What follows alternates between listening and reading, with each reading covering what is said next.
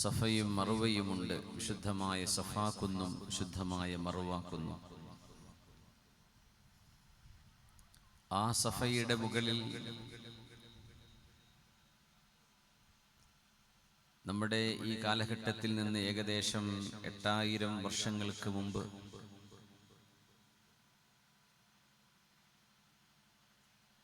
അള്ളാഹുവിൻ്റെ ഇഷ്ടപ്പെട്ട പ്രവാചകൻ ഖലീലുല്ലാഹി ഇബ്രാഹിം അലൈഹിസ്സലാം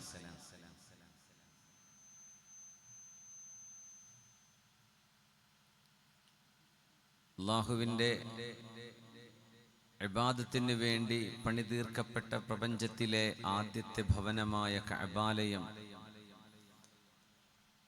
അതിന് തൗഫീഖ് അരുളപ്പെട്ട മുഴുവൻ സത്യവിശ്വാസികളും ഹജ്ജ് നിർവഹിക്കുവാൻ വിശുദ്ധ കഅബാലയത്തെ ലക്ഷ്യമാക്കി നിങ്ങൾ വരണം എന്ന് വിളിച്ചു പറഞ്ഞു. അത് ആലമുൽ അർവാഹിലുള്ള, ആലമുൽ അർഹാമിലുള്ള എല്ലാ മുഅ്മിനുകളുടെയും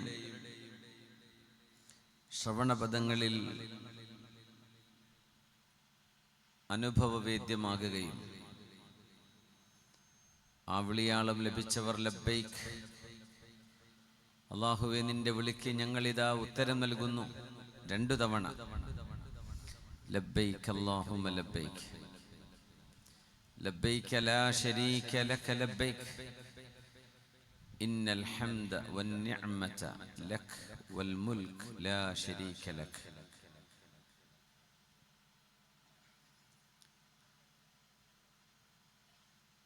മനുഷ്യ ശരീരം ഉമ്മയുടെ ഉദരത്തിൽ അതിൻ്റെ സൃഷ്ടി രൂപപ്പെടുന്നതിൻ്റെ മുമ്പും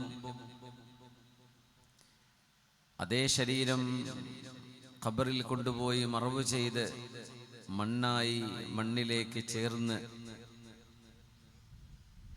അലിഞ്ഞു ചേർന്നതിൻ്റെ ശേഷവും റൂഹ് എന്ന് പറയുന്ന ആത്മാവ്, ഖുലിർ റൂഹു മിൻ അംരി റബ്ബി,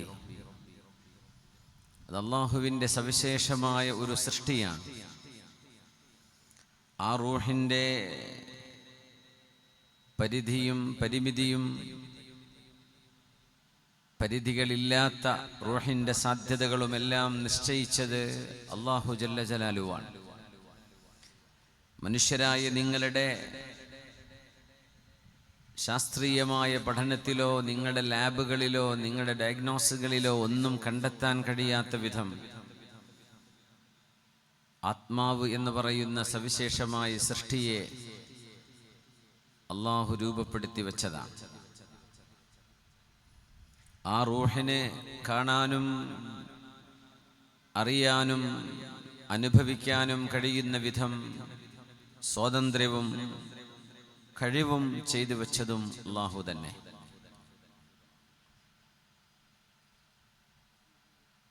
സഫയുടെ മുകളിൽ കയറിയിട്ട് ഇബ്രാഹിം നബി അലൈഹിസ്സലാമിനോട് വഅദ്ദിം ഫിന്നാസി ബിൽ ഹജ്ജ്, ജനങ്ങളോട് ഈ വിശുദ്ധ ഗേഹം കഅബാലയം, ഭൂമിയിലെ നഗരങ്ങളുടെ മാതാവായ ഉമ്മുൽ ഖുറായിലേക്ക്, മക്കയിലേക്ക്, ബക്കയിലേക്ക് മനുഷ്യരോട് മുഴുവൻ വരണം എന്ന് ഇബ്രാഹിം നബിയെ നിങ്ങൾ വിളിച്ചു പറയുക. ആരുമില്ലാത്ത ഈ കുന്നിൻ പുറത്ത് നിന്ന് ഞാൻ വിളിച്ചു പറഞ്ഞാൽ അല്ലാഹുവേ എത്ര പേര് കേൾക്കും? ഇന്നമാ അലൈക്കൻ നിദാ, വിളിച്ചു പറയൽ മാത്രമാണ് പ്രവാചകരെ അങ്ങയുടെ ദൗത്യം. വഅലൈനൽ ബലാഗ്, അത് എത്തിച്ചു കൊടുക്കേണ്ടത് നമ്മുടെ ബാധ്യതയാണ്. അറിയിപ്പുകളാണ് പ്രവാചകന്മാർ ചെയ്തു വെച്ചു പോയത്. ഒരാളെയും ഹിദായത്തിന്റെ വെളിച്ചത്തിലേക്ക് കൈപിടിച്ച് കൊണ്ടുവരിക എന്നത് പ്രവാചകന്മാർക്ക് പോലും പരിമിതികളുള്ള വിഷയമാണ്. ഖുർആൻ പറഞ്ഞു, ഇന്നക ലാ തഹ്ദീ മൻ അഹ്ബബ്ത വലാകിന്നല്ലാഹ യഹ്ദീ മൻ യശാ. അങ്ങ് ഇഷ്ടപ്പെടുന്ന ആളെപ്പോലും ഹിദായത്തിലേക്ക് കൊണ്ടുവരാൻ. അവിടെ ലാ തഹ്ദി മൻ അഹ്ബബ്ത എന്ന് പറഞ്ഞതിലെ ഹിദായ സന്മാർഗം നൽകുക എന്നതാണ്. സന്മാർഗം വിളിച്ചറിയിക്കുക എന്നതും ഹിദായത്തിൻ്റെ ഒരു അർത്ഥം തന്നെയാണ്. പ്രവാചകന്മാർ അതാണ് നിർവഹിച്ചത്. പക്ഷേ പിടിച്ചു കൊണ്ടുവരുന്നത് അങ്ങനെ ഒരു സംവിധാനം അള്ളാഹുവിൻ്റെ രീതിയിലില്ല. ഫമൻ ശാഅ ഫൽയുഅ്മിൻ വമൻ ശാഅ ഫൽയക്ഫർ. വിശ്വസിക്കണം, ഈമാൻ വേണം, പ്രപഞ്ച സൃഷ്ടാവിനെ അറിയണം എന്നാഗ്രഹിക്കുന്നവർക്ക് അതാവാം, അത് വേണ്ടെന്ന് തോന്നുന്നവർക്ക് അങ്ങനെയുമാകാം എന്നുപോലും ഗൗരവത്തിൽ വിശുദ്ധ ഖുർആൻ പറയുന്നുണ്ട്. അഊദു ബില്ലാഹി മിനശ് ശൈത്വാനിർ റജീം. ബിസ്മില്ലാഹിർ റഹ്മാനിർ റഹീം. وإذ يرفع إبراهيم القواعد من البيت وإسماعيل ربنا تقبل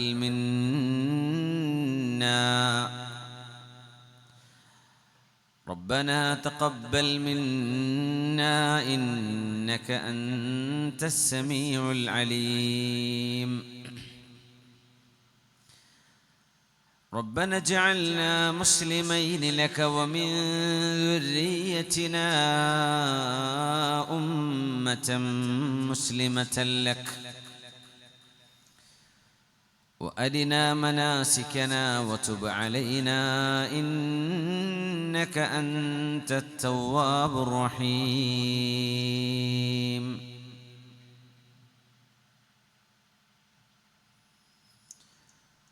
പ്രവാചകന്മാരുടെ പിതാവ് എന്നറിയപ്പെടുന്ന ഖലീലുല്ലാഹി ഇബ്രാഹിം അലൈഹിസ്സലാം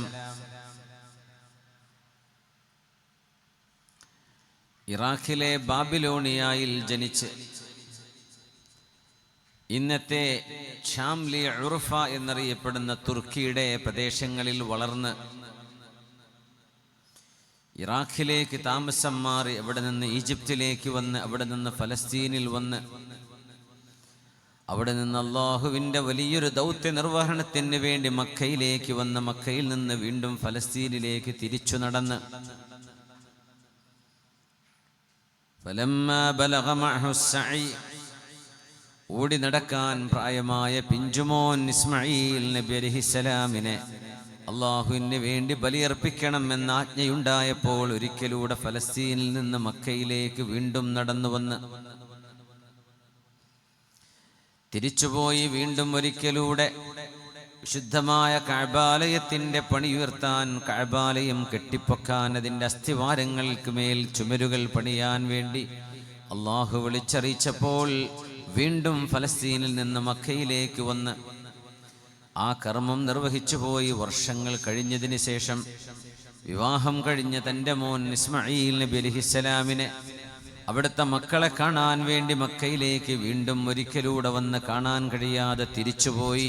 വീണ്ടും ഏതാനും വർഷങ്ങൾക്ക് ശേഷം ഒരിക്കലൂടെ മകനെ കാണാൻ വന്ന് വീണ്ടും അവസാനമായി ഫലസ്തീനിലേക്ക്, ഇന്നത്തെ ഖലീൽ എന്നറിയപ്പെടുന്ന ഹിബ്രോണിലേക്ക് തിരിച്ചുപോയി. അവിടെ തൻ്റെ പ്രിയപ്പെട്ട ഭാര്യ ഹാജർ ബീവി റളിയല്ലാഹു അൻഹയെ മക്കയിലാക്കി തൻ്റെ പ്രിയപ്പെട്ട ആദ്യ ഭാര്യയായിരുന്ന സാറ ബീവി റളിയല്ലാഹു അൻഹയുടെ കൂടെ ഇന്ന് അന്ത്യക്ഷമം കൊള്ളുന്ന പ്രവാചകൻ ഖലീലുല്ലാഹി ഇബ്രാഹിം അലൈഹിസ്സലാം ഫലസ്തീനിലാണുള്ളത്. പ്രവാചകരെ അങ്ങ് ഓർക്കുന്നുവോ? വഇദ് യർഫഉ ഇബ്രാഹീമുൽ ഖവാഇദ മിനൽ ബൈത്ത്. വിശുദ്ധമായ കഅബാലയത്തെയാണ് അല്ലാഹു അൽ ബൈത്ത് എന്ന് വിളിക്കുന്നത്. വീടായ വീടുകളിൽ വെച്ച് ഏറ്റവും ശ്രേഷ്ഠമായ വീട്, കെട്ടിടങ്ങളായ കെട്ടിടങ്ങളിൽ വെച്ച് ഏറ്റവും ശ്രേഷ്ഠമായ കെട്ടിടം, ഭവനങ്ങളായ ഭവനങ്ങളിൽ വെച്ച് ഏറ്റവും ശ്രേഷ്ഠമായ ഭവനം. അതുകൊണ്ടാണ് അറിയപ്പെടുന്ന ആ ഭവനം എന്ന ഒരു വാക്ക് അൽ ബൈത്ത് എന്നത് വിശുദ്ധ കഅബാലയത്തിന് ചാർത്തപ്പെടുന്നത്. വഇദ് യർഫഉ ഇബ്രാഹീമുൽ ഖവാഇദ മിനൽ ബൈത്ത്. പ്രവാചകനായ ആദം നബി അലൈഹിസ്സലാം ഭൂമിയിലേക്ക് ഇറങ്ങി വന്നപ്പോൾ തൻ്റെ പ്രിയപ്പെട്ട ഭാര്യയും നമ്മുടെ ഉമ്മയുമായ ഹവ്വ റളിയല്ലാഹു അൻഹയെ അറഫയിൽ വെച്ച് കണ്ടുമുട്ടി എന്ന അഭിപ്രായം ശരിയെങ്കിൽ വിശുദ്ധമായ കഅബാലയത്തിന്റെ പരിസരങ്ങളിൽ മനുഷ്യവാസം ആരംഭം കുറിച്ചു എന്നറിയുന്നതിൽ മനുഷ്യവംശത്തിന് തന്നെ അത്ഭുതങ്ങളേറെയുണ്ട്. ആ പ്രവാചകൻ ആദം നബി അലൈഹിസ്സലാമിന് സഹായത്തിന്റെ കരങ്ങളായി മാലാഖമാർ അവതരിച്ചു. ആ മാലാഖമാരിലൂടെയാണ് കഅബാലയത്തിന്റെ ആദ്യ നിർമ്മിതി മക്കയിൽ നടക്കുന്നത്. കഅബയെ പണിതത് ആദം നബിയും മലക്കുകളുമാണ്. വർഷങ്ങൾക്ക് ശേഷം, നൂറ്റാണ്ടുകൾക്ക് ശേഷം, സഹസ്രാബ്ദങ്ങൾക്ക് ശേഷം ആ ഭവനത്തിന് കേടുപാടുകൾ സംഭവിച്ചതിൻ്റെ ചുമരുകൾ തകർന്നടിഞ്ഞു പോയപ്പോൾ അതിൻ്റെ അസ്ഥിവാരങ്ങൾക്ക് മീതെ അള്ളാഹു പണിയാൻ ഏൽപ്പിച്ചതാണ് ഇബ്രാഹിം നബി അലൈഹിസ്സലാമിനെ. അതിൻ്റെ ആദ്യ പണി ചെയ്തു വെച്ചത് നബിയുല്ലാഹി അബുൽ ബഷർ ആദം അലൈഹിസ്സലാം. നബിയെ അങ്ങ് ഓർക്കണമേ, അങ്ങ് ഓർക്കുന്നുവോ നബിയെ?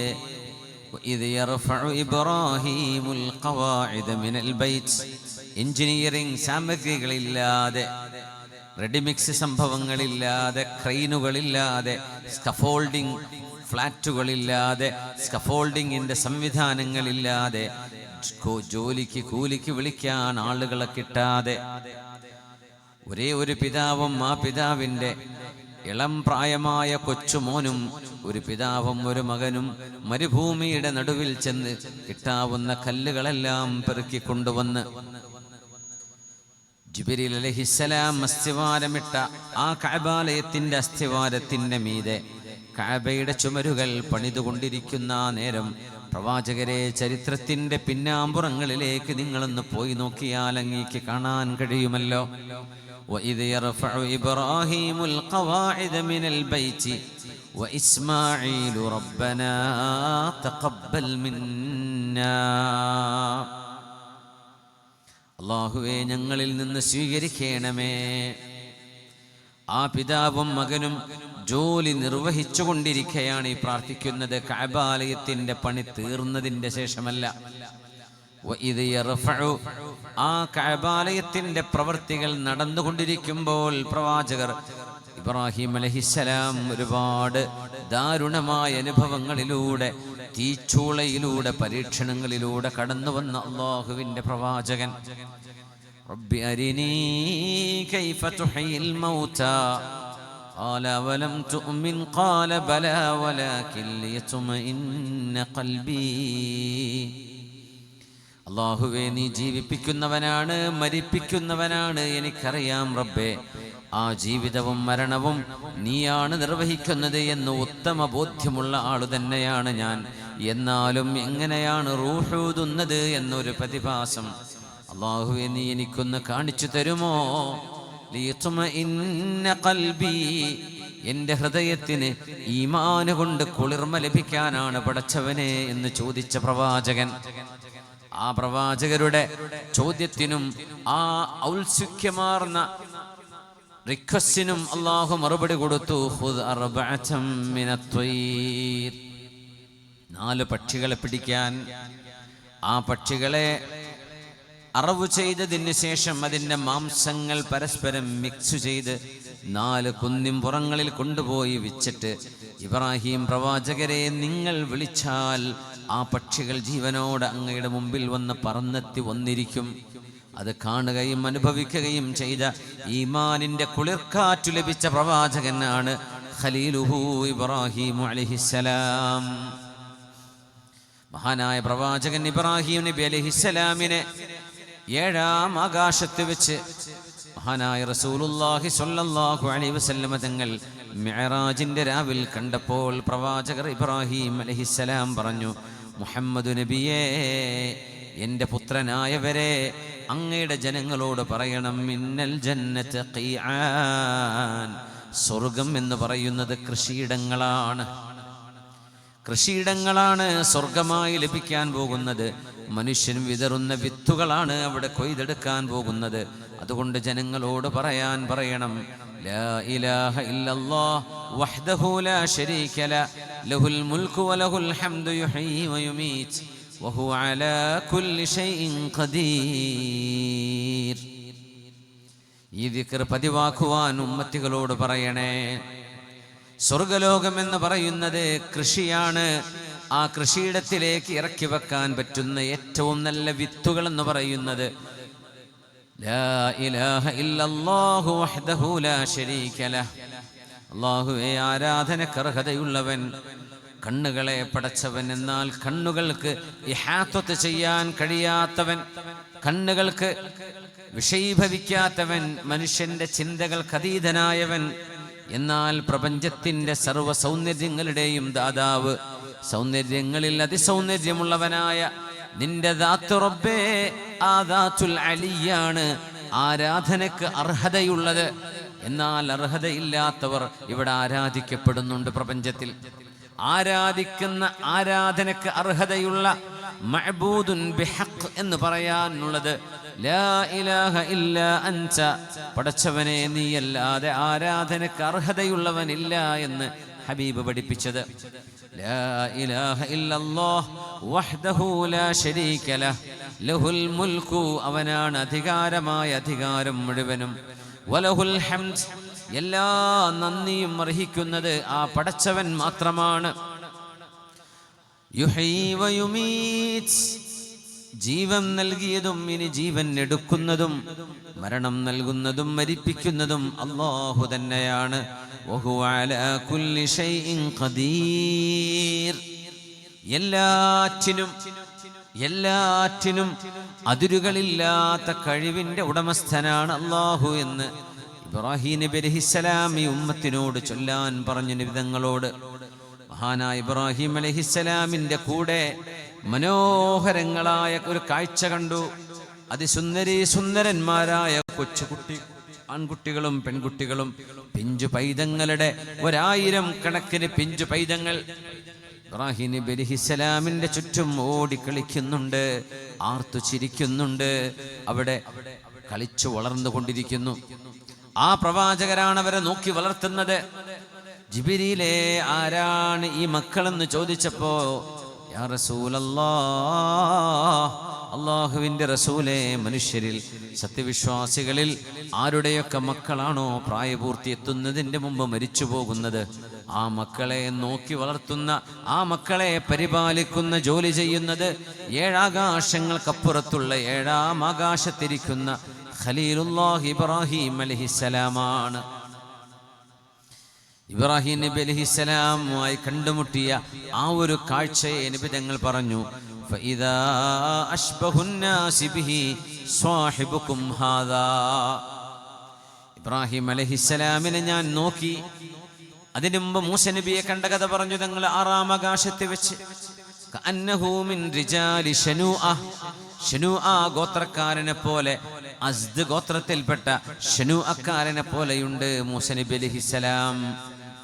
ഇബ്രാഹിം നബിയെ കുറിച്ച് പറഞ്ഞു, ഇബ്രാഹിം അലൈഹിസ്സലാമിനെ ഞാൻ കണ്ടപ്പോൾ ഫഇദാ അശ്ബഹുന്നാസി ബിഹി, മഹാനായ ഇബ്രാഹിം നബി അലൈഹിസ്സലാമിനോട് രൂപസാദൃശ്യമുള്ള ഒരാളെ ഈ പ്രപഞ്ചത്തിലുള്ളൂ. അത് നിങ്ങളുടെ കൂടെ ജീവിക്കുന്ന നിങ്ങളുടെ ഈ കൂട്ടുകാരനാണ് മുഹമ്മദ് റസൂലുള്ളാഹി സ്വല്ലല്ലാഹു അലൈഹി വസല്ലം തങ്ങളാണെന്ന് അല്ലാഹുവിന്റെ ഹബീബ് തങ്ങളെക്കുറിച്ച് തന്നെ പറഞ്ഞു. അതുകൊണ്ടാണ് അല്ലാഹുമ്മ സ്വല്ലി അലാ സയ്യിദിനാ മുഹമ്മദിൻ വഅലാ ആലി സയ്യിദിനാ മുഹമ്മദ് കമാ സ്വല്ലൈത അലാ സയ്യിദിനാ ഇബ്രാഹിം വഅലാ ആലി സയ്യിദിനാ ഇബ്രാഹിം വബാരിക് അലാ സയ്യിദിനാ മുഹമ്മദ് വഅലാ ആലി സയ്യിദിനാ മുഹമ്മദ് കമാ ബാറക്ത അലാ സയ്യിദിനാ ഇബ്രാഹിം വഅലാ ആലി സയ്യിദിനാ ഇബ്രാഹിം ഇന്നക ഹമീദും മജീദ്. 5 നേരത്തെ നിസ്കാരങ്ങളിലെ ഓരോ അത്തഹിയാത്തിലും, അതിൻ്റെ അവസാന അത്തഹിയാത്തിൽ നമ്മൾ ഓതുന്നുണ്ട് ഇബ്രാഹിം അലൈഹിസ്സലാമിനെ, അവിടുത്തെ ആലുബൈത്തിനെ. ഇതുപോലെ ഹബീബായ നിബിതങ്ങളെയും അവിടുത്തെ പിന്മുറക്കാരായ സയ്യിദന്മാരെന്നോ തങ്ങന്മാരെന്നോ നമ്മൾ വിളിക്കുന്ന ഹബീബിൻ്റെ അഹ്ലുബൈത്തിൽപ്പെട്ട ആളുകൾക്ക് അനുഗ്രഹങ്ങൾ നൽകണേ എന്ന് പറയുന്ന പോലെ നമ്മുടെ മുൻഗാമിയായ പ്രവാചകൻ, നമ്മുടെ റസൂലിന്റെ വല്ലിപ്പയായി വരുന്ന ഇസ്മായിൽ നബിയുടെ ഉപ്പ നബിയുല്ലാഹി ഇബ്രാഹിം അലൈഹിസ്സലാം, അവിടുത്തെ കുടുംബത്തെ നമ്മൾ ഓർത്തുകൊണ്ടിരിക്കുന്നു. എല്ലാ ദിവസവും നമ്മൾ ഓർക്കുന്നുണ്ട്. ആ പ്രവാചകന്റെ സമർപ്പണമാണ്. അല്ലാഹു റബ്ബുൽ ഇസ്സത്ത് വർഷത്തിലൊരിക്കൽ ലോക മുസ്ലിമീങ്ങളുടെ ആനുവൽ കോൺഫറൻസ് എന്ന് പറയുന്ന ലോക വിശ്വാസികളുടെ ലോകത്ത് തന്നെ ഏറ്റവും വലിയ സമ്മേളനം എന്നറിയപ്പെടുന്നത് ഹജ്ജാണ്. ലോകത്ത് ഏറ്റവും വലിയ ജനങ്ങൾ കൂടുന്ന ഏറ്റവും വലിയ സംഗമം ഹജ്ജിനാണ്. ആ ഹജ്ജ് എന്ന് പറയുന്നതോ പുണ്യപ്രവാചകരുടെ വല്ലിപ്പയായി വരുന്ന ഇബ്രാഹിം നബി അലൈഹിസ്സലാമിന്റെ ജീവചരിത്രങ്ങളെ നമ്മുടെ ഈമാനിന്റെ ഏടുകളിലേക്ക് പകർത്താൻ അല്ലാഹു സംവിധാനിച്ച ചില ഇബാദത്തുകൾ. ആ ഇബാദത്തുകളിൽ നമ്മൾ വ്യാപൃതരാകുമ്പോൾ ആയിരക്കണക്കിന് വർഷങ്ങൾക്ക് മുമ്പ് ഇതേ ഒരു നാട്ടിലൂടെ കടന്നുപോയ ഈ പരിശുദ്ധമായ കഅബാലയം പണിയുന്ന ആ കരങ്ങളേതോ ആരാണോ കഅബാലയത്തിന്റെ മുമ്പിൽ വെച്ച് പ്രാർത്ഥനകൾ ചെയ്തത്, റബ്ബനാ വജഅൽനാ മുസ്ലിമൈനി ലക്, പടച്ചവനെ എന്നെയും എൻ്റെ മകൻ ഇസ്മാഈൽ അലൈഹിസ്സലാമിനെയും നിനക്ക് വഴിപ്പെടുന്നവരാക്കണേ, വമിൻ ദുർരിയതിനാ ഉമ്മതൻ മുസ്ലിമതൻ ലക്, ഞങ്ങളുടെ പിൻഗാമികളിലും നിന്നെ അനുസരിക്കുന്ന ഒരു സമൂഹത്തെ ഉണ്ടാക്കി തരണേ റബ്ബേ, വഅരിനാ മനാസികനാ, പടച്ചവനെ ഞങ്ങളുടെ ഇബാദത്തുകൾ എങ്ങനെയാണ് നിന്നെ ആരാധിക്കേണ്ടത് എന്ന് ഞങ്ങൾക്ക് പഠിപ്പിച്ചു തരണേ, വതുബ് അലൈനാ, ഞങ്ങളിൽ നിന്ന് എന്തെങ്കിലും പിഴവുകൾ വന്നു പോയിട്ടുണ്ടെങ്കിൽ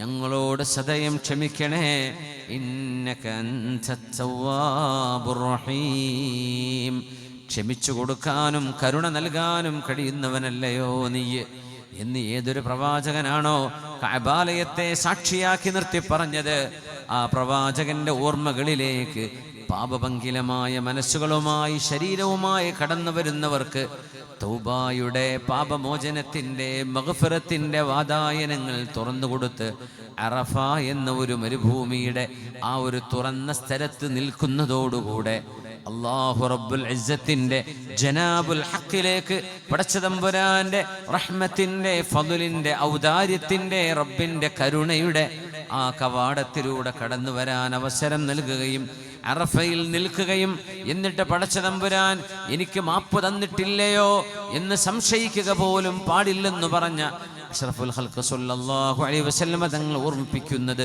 വലിയ ഒരു ആശയമാണ്. ഈ വർഷം ഹജ്ജിന് പോകാൻ നിയ്യത്ത് ചെയ്തവർ അല്ലാഹു അവർക്ക് കാര്യങ്ങൾ എളുപ്പമാക്കി കൊടുക്കട്ടെ. ഹജ്ജ് ചെയ്തു കഴിഞ്ഞവർ അവരുടെ ഇബാദത്തുകളും മനാസിക്കുകളും അല്ലാഹു സ്വീകരിക്കട്ടെ. ഇനിയും അതിന് സാധ്യമായിട്ടില്ലാത്തവർക്ക് ആ പരിശുദ്ധങ്ങളായ ഇടങ്ങളിലൊന്ന് കാല് ചവിട്ടാനുള്ള ഭാഗ്യം വളരെ പെട്ടെന്ന് അല്ലാഹുവേ നീ സാധ്യമാക്കി തരണേ തമ്പുരാനെ. ആമീൻ യാ റബ്ബൽ ആലമീൻ. ആ പരിശുദ്ധമായ നഗരങ്ങളുടെ മാതാവിന്റെ ഹൃദയഭാഗമാണ് കഅബാലയം നിലകൊള്ളുന്നത്. ഇന്ന അവ്വല ബൈതിൻ വുദിഅ ലിന്നാസ് ലല്ലദീ ബിബക്കത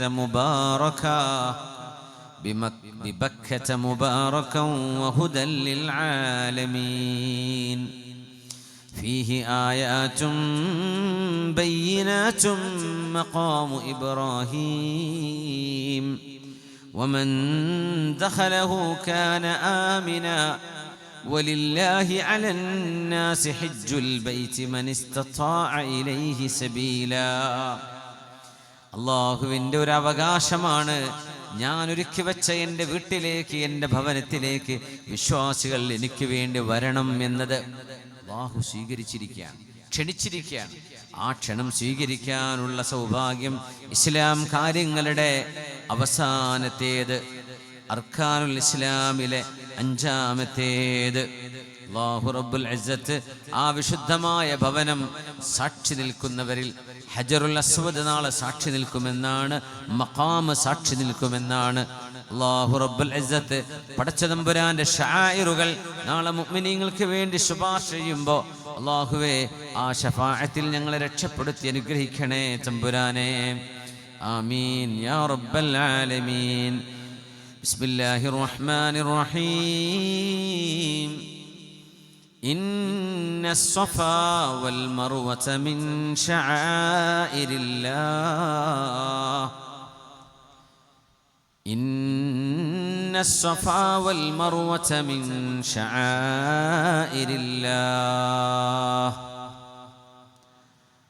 فمن حج البيت أو اعتمر فلا جناح عليه أن يطوف بهما ومن تطوع خيرا فإن الله شاكر عليم.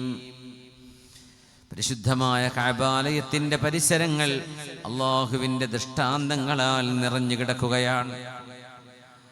പടച്ചതമ്പുരാന്റെ അടയാളങ്ങൾ, അള്ളാഹുവിന്റെ ദൃഷ്ടാന്തങ്ങൾ ഓരോന്നും അള്ളാഹുവിലേക്ക് മനുഷ്യനെ കൈപിടിച്ചുയർത്തുന്നത്. സഫയും മർവയും അള്ളാഹുവിന്റെ ദൃഷ്ടാന്തങ്ങളാണ്. ഇന്നസ്സഫാ വൽ മർവത മിൻ ശആഇരില്ലാഹ്. അള്ളാഹുവിനെ ഓർമ്മിപ്പിക്കുന്ന രണ്ട് കുന്നുകളാണ് അത്രേ അത് രണ്ടും. അതിലേറെ അത്ഭുതമുള്ളത്, ആ കുന്നുകൾ ഒരു മനോഹരമായ പച്ച പുതച്ച് കിടക്കുന്ന കുന്നുകളാണോ? അല്ല, കല്ലിന്റെ കൂട്ടങ്ങളാണ്. ഇന്നത് വളരെ ചെറിയൊരു ഭാഗമേ നിലനിർത്തിയുള്ളൂ. ബാക്കിയൊക്കെ സഅയ് ചെയ്യാനുള്ള ഇടമായി സൗകര്യപ്പെടുത്തിയിരിക്കുകയാണ്. പക്ഷേ ഖുർആൻ പറഞ്ഞു, എൻ്റെ കഅബാലയത്തിന്റെ മുമ്പിൽ നിൽക്കുന്ന രണ്ട് കുന്നുകൾ, ആ കുന്നുകൾക്കൊരു പ്രത്യേകതയുണ്ട്. ഒരു മാതാവിനെ, ഒരു ഉമ്മയെ ഓർമ്മിപ്പിക്കുകയാണത്. ആ ഉമ്മ മറ്റാരുമല്ല, ഇസ്മാഈൽ നബി അലൈഹിസ്സലാമിന്റെ ഉമ്മയായ ഹാജർ റളിയല്ലാഹു അൻഹാ. ഹാജർ ബീവിയാണ്, എന്തല്ല ഹാജറ ബീവിയല്ല, ഹാജർ. ഹാജർ റളിയല്ലാഹു അൻഹാ അതിസുന്ദരിയായിരുന്ന, ഈജിപ്തിലെ രാജാവിന്റെ കൊട്ടാരത്തിലെ രാജാവിന്റെ പാദസേവകയായിരുന്ന ഒരു ഈജിപ്ഷ്യൻ സുന്ദരിയായിരുന്ന മോളെയാണ് ഇബ്രാഹിം നബി അലൈഹിസ്സലാമിന്റെ ഭാര്യയായിരുന്ന സാറാ ബീവിക്ക് അള്ളാഹു സമ്മാനമായി നൽകിയത്.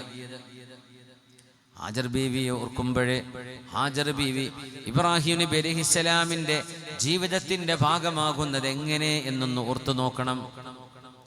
അതിസുന്ദരിയായ ഹാജർ റളിയല്ലാഹു അൻഹയെ ലഭിക്കുന്നതിന്റെ മുമ്പ് ഇബ്രാഹിം നബി അലൈഹിസ്സലാമിന്റെ സുന്ദരിയായ ഭാര്യ തന്നെയാണ് സാറാ ബീവിയും റളിയല്ലാഹു അൻഹ. സാറാ ബീവിയുമായി ഈജിപ്തിലൂടെ കടന്നു വരുമ്പോ കാണാൻ ഭംഗിയുള്ള പെൺകുട്ടികളെ തനിക്ക് വേണം എന്ന് പറഞ്ഞ് വശപ്പെടുത്തുന്ന, തൻ്റെതാക്കി മാറ്റുന്ന ഒരു രാജാവിന്റെ അരികത്തുകൂടെ കടന്നു പോകാനുണ്ടായിരുന്നു ഇബ്രാഹിം അലൈഹിസ്സലാമിന്. ഭാര്യയോട് പറഞ്ഞു, സാറാ, നീ എൻ്റെ ഭാര്യയാണെന്ന് പറഞ്ഞാൽ അയാൾ നിന്നെ പിടിച്ചു വെച്ചേക്കും. അതുകൊണ്ട് നമ്മളെല്ലാം ആദം നബിയുടെ വംശപരമ്പരയിൽ വരുമ്പോൾ ഒരു തരത്തിലല്ലെങ്കിൽ മറ്റൊരു തരത്തിൽ നമുക്ക് വ്യംഗ്യമായിട്ടെങ്കിലും സഹോദരനെന്നും സഹോദരി എന്നും പറയാമല്ലോ. അയാൾ പിടിച്ചാൽ പറയണേ, എൻ്റെ സഹോദരനാണ് ഇബ്രാഹിം എന്ന്. ഞാൻ പറയും, നീ എൻ്റെ സഹോദരിയാണെന്ന്.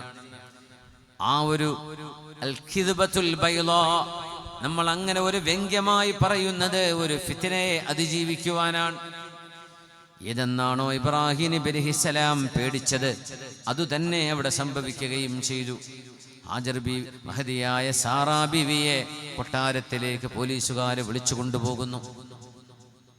ആ പോകുമ്പോൾ തൻ്റെ ഭാര്യയുടെ ആത്മാഭിമാനം ഹനിക്കപ്പെടുമോ എന്ന് പേടിച്ചിരുന്ന ഇബ്രാഹിം നബി അലൈഹിസ്സലാം, ഒരു വ്യഭിചാരത്തിന് എൻ്റെ ഭാര്യ വശംവദയാകുമോ എന്ന് പേടിച്ചപ്പോ, എൻ്റെ ഭാര്യയ്ക്ക് നിവർത്തികേട് കൊണ്ട്, നിവർത്തിയില്ലായ്മ കൊണ്ട് ആ ഒരു തിന്മയ്ക്ക് വിധേയപ്പെടേണ്ടി വരുമോ എന്ന് പേടിച്ചപ്പോൾ മഹാനായ പ്രവാചകൻ ഇബ്രാഹിം നബി അലൈഹിസ്സലാം ചെയ്തതെന്താണ്?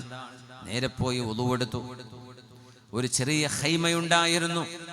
ആ ഖൈമക്കുള്ളിൽ മഹാനവറുകൾ നിസ്കരിക്കാൻ തുടങ്ങി. തൻ്റെ ഭാര്യ തിരിച്ചു വരുന്നത് വരെ, അല്ലാഹുവേ, എൻ്റെ ഭാര്യയ്ക്ക് കരുത്തു കൊടുക്കണേ, പടച്ചവനെ, അവളുടെ ഇസ്സത്തും ഇഫ്ഫത്തും നഷ്ടപ്പെടാതെ, ചാരിത്രശുദ്ധിക്ക് ഭംഗം വരാതെ എൻ്റെ ഭാര്യ എൻ്റെ കൈകളിലേക്ക് തരയണമേ എന്ന് പടച്ചതമ്പുരാനോട് പ്രാർത്ഥിക്കുവാനായി നിസ്കരിച്ചു കൊണ്ടിരിക്കുകയായിരുന്നു ഇബ്രാഹിം അലൈഹിസ്സലാം.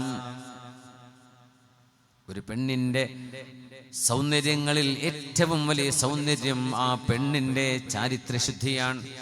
ഒരു പുരുഷനെ സംബന്ധിച്ചിടത്തോളവും അതുതന്നെയാണ്. എന്നാൽ ഒരു പെണ്ണിൻ്റെ, ഒരു സഹോദരിയുടെ, ഒരു പെൺകുട്ടിയുടെ ഏറ്റവും വലിയ അഭിമാനം എന്ന് പറയുന്നത് തനിക്ക് അല്ലാഹു ഹലാലാക്കിയ നിക്കാഹിലൂടെ എന്നെ ജീവിതത്തിലേക്ക് സ്വീകരിച്ച ഒരു പുരുഷനല്ലാതെ എൻ്റെ ശരീരം കാണരുത്, ആ ഒരു പുരുഷനല്ലാതെ എൻ്റെ ശരീരം തുടരുത്, ആ ഒരു പുരുഷന് മാത്രമേ എൻ്റെ ശരീരം ഹലാലാവുകയുള്ളൂ എന്ന് ചിന്തിക്കുകയും അനുഷ്ഠിക്കുകയും ചെയ്യുന്ന ഇഫ്ഫത്ത് എന്ന് പറയുന്ന ഗുണമാണ് ഒരു പെണ്ണിൻ്റെ ഏറ്റവും വലിയ ഗുണം. അല്ലാഹു നമ്മുടെ പെൺകുട്ടികൾക്ക്, ഈ സമൂഹത്തിലെ വിദ്യാർത്ഥിനികൾക്ക് അല്ലാഹു ഉത്ബോധം നൽകട്ടെ, ബസീറത്ത് നൽകട്ടെ. കാരണം കാലഘട്ടത്തിൻ്റെ ഒഴുക്ക് വളരെ ഡേഞ്ചറാണ്, അത്യധികം പ്രയാസകരമാണ്, ഭീതിതമാണ്. ആർക്കും ആരുടെ കൂടെയും കറങ്ങി നടക്കാമെന്ന രീതിയിൽ, ആർക്കും ആരുടെ കൂടെയും കൈപിടിച്ചു പോകാം, ആർക്കും യഥേഷ്ടം ഏത് സമയത്തും ഇറങ്ങി നടക്കാം, ആരുടെ കൂടെയും തോളിൽ പിടിച്ചിരിക്കാം. തൻ്റെ ശരീരം തൊടാനും സ്പർശിക്കുവാനും കാണാനും അല്ലാഹു അനുവദിച്ചത് തൻ്റെ മഹറമുകൾക്ക് വരെ അല്ലാഹു നിശ്ചയിച്ച പരിധിയുണ്ട്. എന്നാൽ തൻ്റെ ഭർത്താവിന് മാത്രമേ എൻ്റെ ശരീരം കാണുക പരിപൂർണമായും അനുവദിക്കപ്പെട്ടിട്ടുള്ളൂ എന്ന് നമ്മുടെ പെൺകുട്ടികൾ മനസ്സിലാക്കണം. അത് അല്ലാഹു ഹലാലിലൂടെ മനുഷ്യൻ്റെ ആഗ്രഹ നിർവഹണത്തിന് പടച്ചവൻ ഹലാലിൻ്റെ വഴികൾ തുറന്നു വെച്ചതാണ്. മഹാനായ റസൂലുള്ളാഹി സ്വല്ലല്ലാഹു അലൈഹി വസല്ലം തങ്ങൾ പറയുമായിരുന്നു, നിങ്ങൾ അന്ത്യദിനത്തിൻ്റെ ലക്ഷണങ്ങൾ ഇങ്ങനെ കണ്ടു തുടങ്ങുമ്പോൾ, ഈ പ്രപഞ്ചത്തിന്റെ യാത്രയും മനുഷ്യന്റെ സംസ്കാരവും ഖിയാമത്തിന്റെ പടിവാതിലിക്കലേക്ക് എത്തിച്ചേരുന്നു എന്ന് നിങ്ങൾക്ക് ബോധ്യം വേണമെങ്കിൽ ഒരു കാര്യം അറിയണം, ആ കാലഘട്ടത്തിലെ ജനങ്ങൾക്ക് രണ്ട് ചിന്തകൾ മാത്രമേ ഉണ്ടാവുകയുള്ളൂ. ഹമ്മുഹും അൽ ബത്നു വൽ ഫർജ്, ഭോഗിക്കുക, വ്യഭിചരിക്കുക, തിന്നുക, കുടിക്കുക. ഇങ്ങനെ വായയിലൂടെയും മനുഷ്യന്റെ ലൈംഗികതയിലൂടെയും ലഭിക്കുന്ന ആസ്വാദനങ്ങളിൽ മനുഷ്യൻ ഏറ്റവും കൂടുതൽ ശ്രദ്ധ കേന്ദ്രീകരിക്കുന്ന ഒരു കാലഘട്ടം അന്ത്യനാളിൻ്റെ മുമ്പിൽ നിങ്ങൾക്ക് കാണേണ്ടി വരുമെന്ന് ഹബീബായ റസൂലുള്ളാഹി തങ്ങൾ 1400 വർഷങ്ങൾക്ക് മുമ്പ് നമ്മളോട് പറഞ്ഞു തന്നു പോയതാണ്. അല്ലാഹുവേ, എൻ്റെ സാറയെ ആ മനുഷ്യൻ തുടരുതേ. ഭർത്താവിൻ്റെ മനസ്സിനുള്ളിൽ നിന്ന് വന്ന ആ ഒരു പ്രാർത്ഥന അല്ലാഹു കേട്ടു. പ്രവാചകൻ ഇബ്രാഹിം നബി അലൈഹിസ്സലാമിന്റെ ദുആ. രാജാവ് കൈ നീട്ടുമ്പോഴേക്കും ആ കൈ എവിടെ വളക്കാനും പിടിക്കാനും കഴിയാതെ സ്റ്റിഫായിട്ട് ഉറച്ചു പോകുന്നു.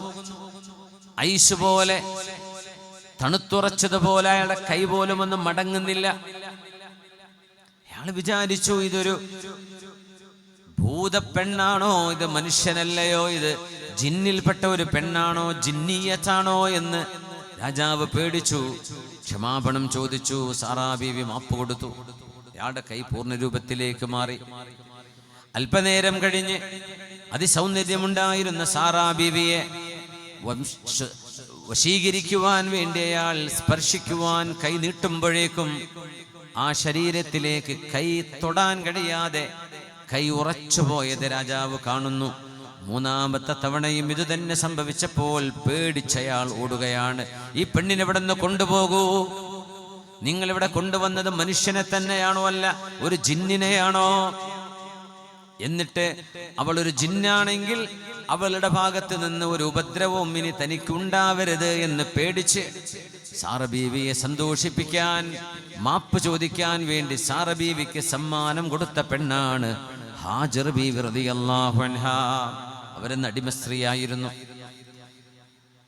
അതുകൊണ്ട് ഹാജർ ബീവിയെ ഓർക്കുമ്പോൾ നമ്മൾ ഓർക്കണം വിശുദ്ധയായ മറിയം റളിയല്ലാഹു അൻഹയെ. ബിസ്മില്ലാഹിർ റഹ്മാനിർ റഹീം.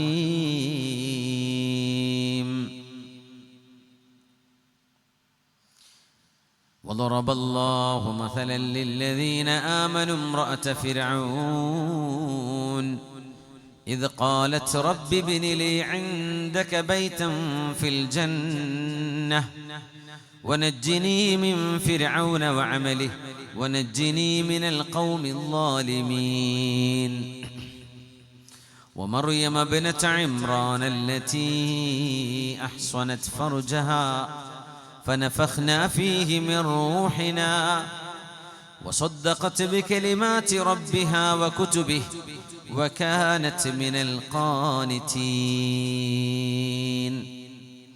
സത്യവിശ്വാസികളായ ആണുങ്ങൾക്കും പെണ്ണുങ്ങൾക്കും ഉദാഹരണം 2 പേരാണ്, 2 പെണ്ണുങ്ങളാണ്. ഒന്ന് ഫറോവയുടെ ഭാര്യയായിരുന്ന ആസിയ ബിൻത് മുസാഹിം റളിയല്ലാഹു അൻഹ, ആസിയ ബീവി. രണ്ടാമത്തെ ഉദാഹരണം മറിയം ബിനത്ത് ഇമ്രാൻ, ഇമ്രാനിന്റെ മകളായിരുന്ന മറിയം. അവരാണ് ഈസാ നബി അലൈഹിസ്സലാമിന് ജന്മം കൊടുത്തത്. വമറിയം ബിനത്ത് ഇമ്രാൻ അല്ലതി അഹ്സനത് ഫർജഹാ, തന്റെ ശരീരം കൊണ്ട് വ്യഭിചരിച്ചിട്ടില്ലാത്തവരാണവർ. മറിയം ബീവിയെ ആ ഒരു മഹദിയുടെ പേരിൽ മാത്രമാണ്, ആ ഒരു മഹദിയുടെ പേര് മാത്രമാണ് ഖുർആൻ പേരെടുത്തു പറഞ്ഞ ഒരു മഹദി. ആ മഹദിയുടെ പേരിലെ ഒരു സൂറയുള്ളൂ, വേറെ പെണ്ണുങ്ങളുടെ പേരിൽ സൂറയില്ല, ഒരാളുടെ പേരിലും സൂറയില്ല. സൂറത്ത് മറിയമുണ്ട്. മറിയം ബീവി റളിയല്ലാഹു അൻഹ ലോകത്ത് ആത്മീകതയുടെ സ്പിരിച്വാലിറ്റിയിൽ ഔന്നിത്യം പ്രാപിച്ച 4 പേരിൽ മറിയം ബീവിയുണ്ട്, ആസിയ ബീവിയുണ്ട്, ഖദീജ ബീവിയുണ്ട്, ഫാത്തിമ ബീവിയുണ്ട് റളിയല്ലാഹു അൻഹുന്ന അജ്മഈൻ. التي أحسنت فرجها فنفخنا فيه من روحنا وصدقت بكلمات ربها وكتبه وكانت من القانتين. പ്രായപൂർത്തിയായതിനു ശേഷം തൊട്ടടുത്തുള്ള ഒരു കുളിക്കാൻ കഴിയുന്ന ഒരു കൊച്ചു കുളത്തിന്റെ അരികത്ത് നിന്ന് സ്നാനം കഴിഞ്ഞ് മടങ്ങി വരുമ്പോ ജിബ്രീൽ അലൈഹിസ്സലാം അതിസുമുഖനായ ഒരു ചെറുപ്പക്കാരനായി മറിയം ബീവിയുടെ മുമ്പിൽ പ്രത്യക്ഷപ്പെട്ടതാണ് ഖുർആൻ പറയുന്നത്.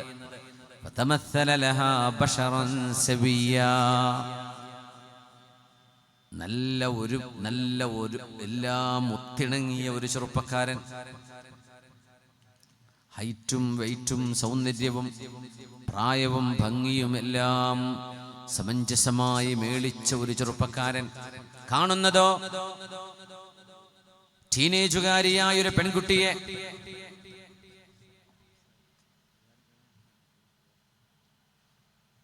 ബഹുമാന്യരായ ശൈഖുന നെല്ലായി ഉസ്താദ് അവറുകൾ യാത്ര ചോദിക്കുകയാണ്. അല്ലാഹു മഹാനവറുകളുടെ ആ ഒരു നേതൃത്വവും തണലും അല്ലാഹു ഉമ്മത്തിന് ഒരുപാട് നാൾ നിലനിർത്തി തരട്ടെ. മഹാനവറുകൾക്ക് അല്ലാഹു ദീർഘായുസ്സും ആഫിയത്തും സലാമത്തും അല്ലാഹു നൽകി അനുഗ്രഹിക്കട്ടെ. ആയിരക്കണക്കിന് മുതഅല്ലിമീങ്ങൾക്ക് കിതാബ് ഓതി കൊടുക്കുന്ന ഇപ്പോഴും അങ്ങനെ എത്രയോ ആയിരങ്ങൾ പണ്ഡിതന്മാരായി ഉസ്താദിൻ്റെ തണലിൽ നിന്ന് ജ്ഞാനം നേടിപ്പോയവർ, ആയിരക്കണക്കിന് അവരുടെ ശിഷ്യന്മാർ, വലിയൊരു വൈജ്ഞാനിക തലമുറയെ വാർത്തെടുത്ത ഒരു മഹാപണ്ഡിതൻ. അല്ലാഹു മഹാനവറുകളുടെ എല്ലാ കർമ്മങ്ങളും അല്ലാഹു സ്വീകരിക്കട്ടെ. ആ ഒരു സൗന്ദര്യവും സൗരഭ്യവും വെളിച്ചവും പ്രഭയും തണലും അല്ലാഹു നമുക്ക് ഒരുപാട് നാൾ നിലനിർത്തി തരട്ടെ. ആമീൻ എന്ന് പ്രാർത്ഥിക്കുകയാണ്. ബിസ്മില്ലാഹിർ റഹ്മാനിർ റഹീം.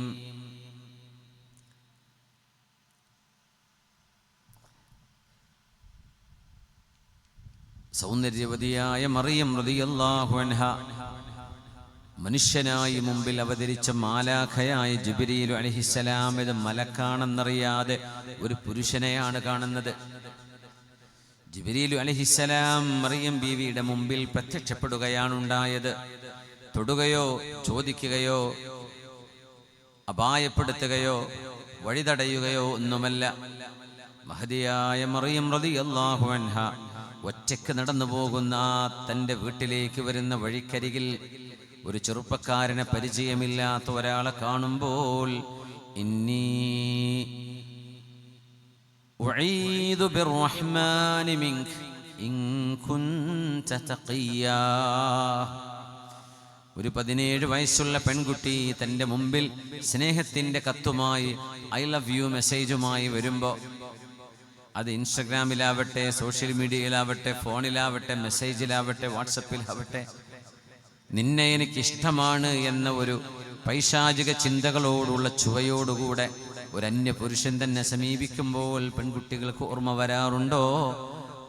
മറിയം റളിയല്ലാഹു അൻഹ അതുപോലെ ഒരു പ്രായത്തിൽ തൻ്റെ വീട്ടുകാരോ നാട്ടുകാരോ ആരും കാണാനിടയില്ലാതിരുന്ന ഒരു സ്ഥലത്ത് സുമുഖനായൊരു ചെറുപ്പക്കാരൻ തൻ്റെ മുമ്പിൽ പ്രത്യക്ഷപ്പെട്ട് വഴിയരികിൽ നിൽക്കുമ്പോൾ ഇന്നി അഊദു ബിർറഹ്മാനി മിൻക ഇൻ കുൻത തഖിയാ.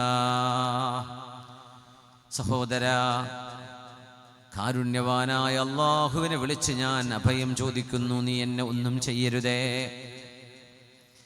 ഇൻ കുൻത തഖിയാ, അല്ലാഹുവിനെ ഭയപ്പെടുന്നില്ലയോ നീയെ? ഈ വാക്കുകൾ പറഞ്ഞ മോളാണ്, ഉമ്മയാണ്, സഹോദരിയാണ് മഹദിയായ ഈസ നബി അലൈഹിസ്സലാമിന്റെ ഉമ്മയായ മഹദി മറിയം റളിയല്ലാഹു അൻഹാ. ഇന്നി അഊദു ബിർറഹ്മാനി മിൻക ഇൻ കുൻത തഖിയാ. തിന്മകളിലേക്കുള്ള പ്രലോഭനങ്ങൾ ഉണ്ടാകുമ്പോൾ, തിന്മകളിലേക്ക് വഴിതെറ്റാനുള്ള അവസരങ്ങൾ ഉണ്ടാകുമ്പോൾ ഒരുമിച്ച് ഓടി നടക്കാനോ കളിക്കാനോ, ഒരുമിച്ച് ഇരുന്ന് ചായ കുടിക്കാനോ കോഫി കുടിക്കാനോ ഐസ്ക്രീം പാർലറുകളിൽ പോയിരിക്കാനോ ആരാരും അറിയാതെ ആശയ സംവേദനം നടത്താനോ ഒക്കെ അവസരങ്ങൾ ഉണ്ടാകുമ്പോൾ ഇന്നി അഊദു ബിർറഹ്മാനി മിൻക, നിന്നിൽ നിന്നൊരു ഉപദ്രവവും ഒരു ദുഷിച്ച ചിന്തയും എന്നെ കൊള്ള വരരുതേ എന്ന് ഞാൻ എൻ്റെ കാരുണ്യവാനോട് അഭയം തേടുകയാണ്. ഇൻ കുൻത തഖിയാ, നീ അല്ലാഹുവിനെ ഭയപ്പെടുന്നില്ലേ എന്ന് തനിക്ക് തൻ്റെ മുമ്പിലേക്ക് പ്രേമത്തിൻ്റെ ആ ഒരു സന്ദേശവുമായി വരുന്ന ഒരാളിനോട് അതിന് സമാനമായ ഒരു ആശയത്തിലെങ്കിലും ധാർമ്മികതയുടെ, സ്വത്വബോധത്തിൻ്റെ, ലജ്ജയുടെ, ഹയാഇൻ്റെ, ഇഫ്ഫത്തിൻ്റെ, ചാരിത്രശുദ്ധിയുടെ ആ ഒരു മഹത്വം ഓർത്തുകൊണ്ടൊരു മറുപടി പറയാൻ നമ്മുടെ പെൺകുട്ടികൾക്ക് ഇന്ന് സാധിക്കണ്ടയോ? ഈ പോക്ക് വളരെ ഗുരുതരമാണ്. ഒരു പെണ്ണിൻ്റെ അഭിമാനം നഷ്ടപ്പെടുന്ന എത്രയെത്ര സാഹചര്യങ്ങളിലൂടെയാണ് നമ്മുടെ മക്കൾ കടന്നു പോകുന്നത്. സാറാ ബീവി റളിയല്ലാഹു അൻഹയ്ക്ക് അല്ലാഹുവേ, ആ ദുഷ്ടനായ രാജാവിൻ്റെ കരസ്പർശം പോലും ഏൽക്കരുത്, എൻ്റെ ഭാര്യയെ ഒരാളും തുടരുത്, അവളുടെ ചാരിത്രശുദ്ധി നഷ്ടപ്പെടരുതേ എന്ന് മെഹ്റാബിൽ നിന്ന് സുജൂദിൽ കിടന്നുകൊണ്ട് പ്രാർത്ഥിക്കുകയായിരുന്നു, ദുആ ചെയ്യുകയായിരുന്നു, നിസ്കരിക്കുകയായിരുന്നു ഇബ്രാഹിം അലൈഹിസ്സലാം. ആ പ്രാർത്ഥനയ്ക്ക് ഉത്തരമായി അല്ലാഹു നൽകിയതാണ് രണ്ടാമതൊരു സുന്ദരിയായ ഹാജർ റളിയല്ലാഹു അൻഹയെ.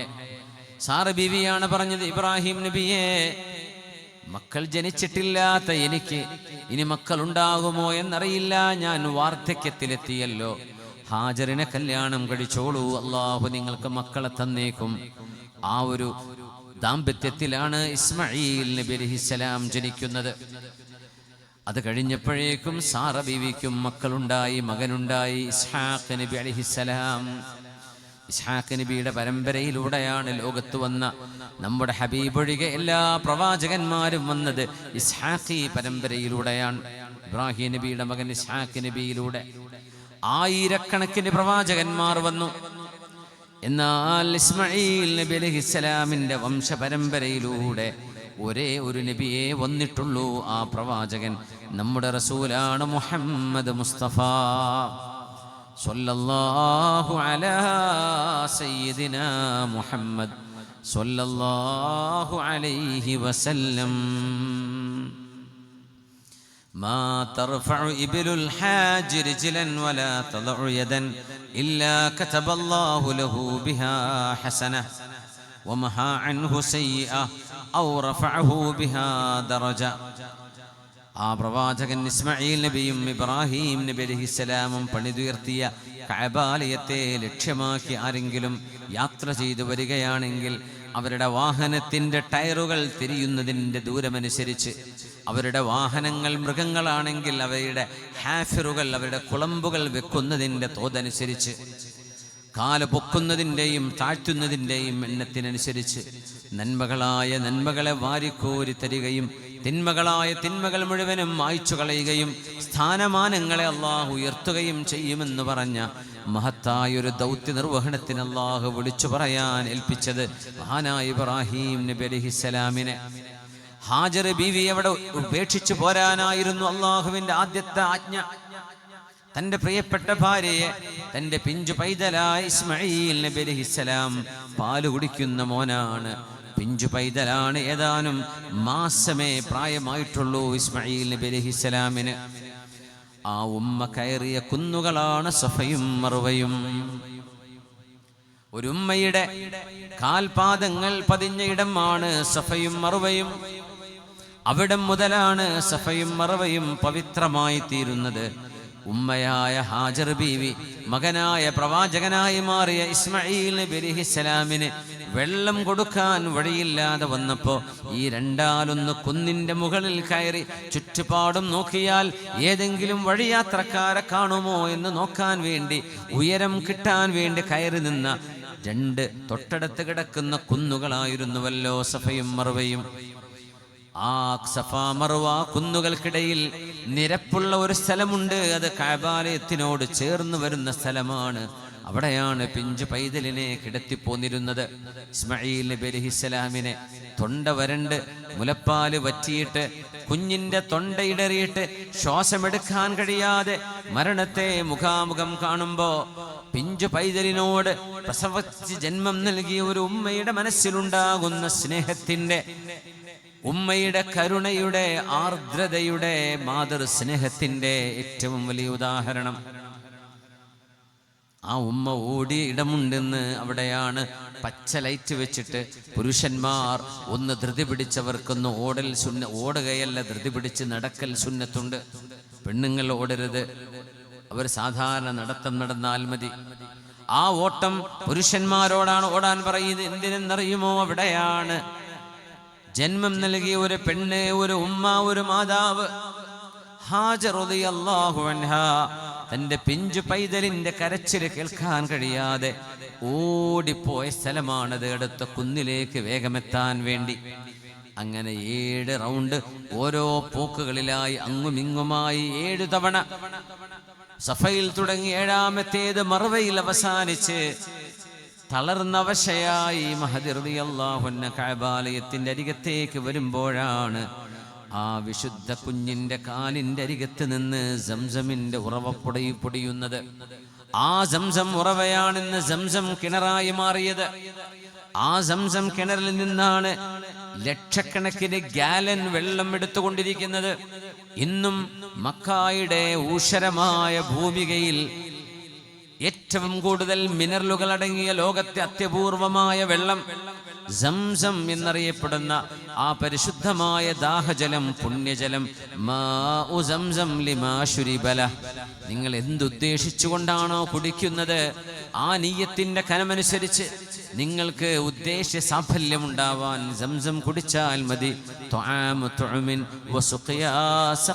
എന്ന് ഹബീബായ നബി തങ്ങൾ പറഞ്ഞ കുടിക്കാനും തിന്നാനുമുള്ള 2 ഗുണങ്ങളുള്ള വെള്ളമാണ് സംസം എന്ന് പറഞ്ഞ സംസം.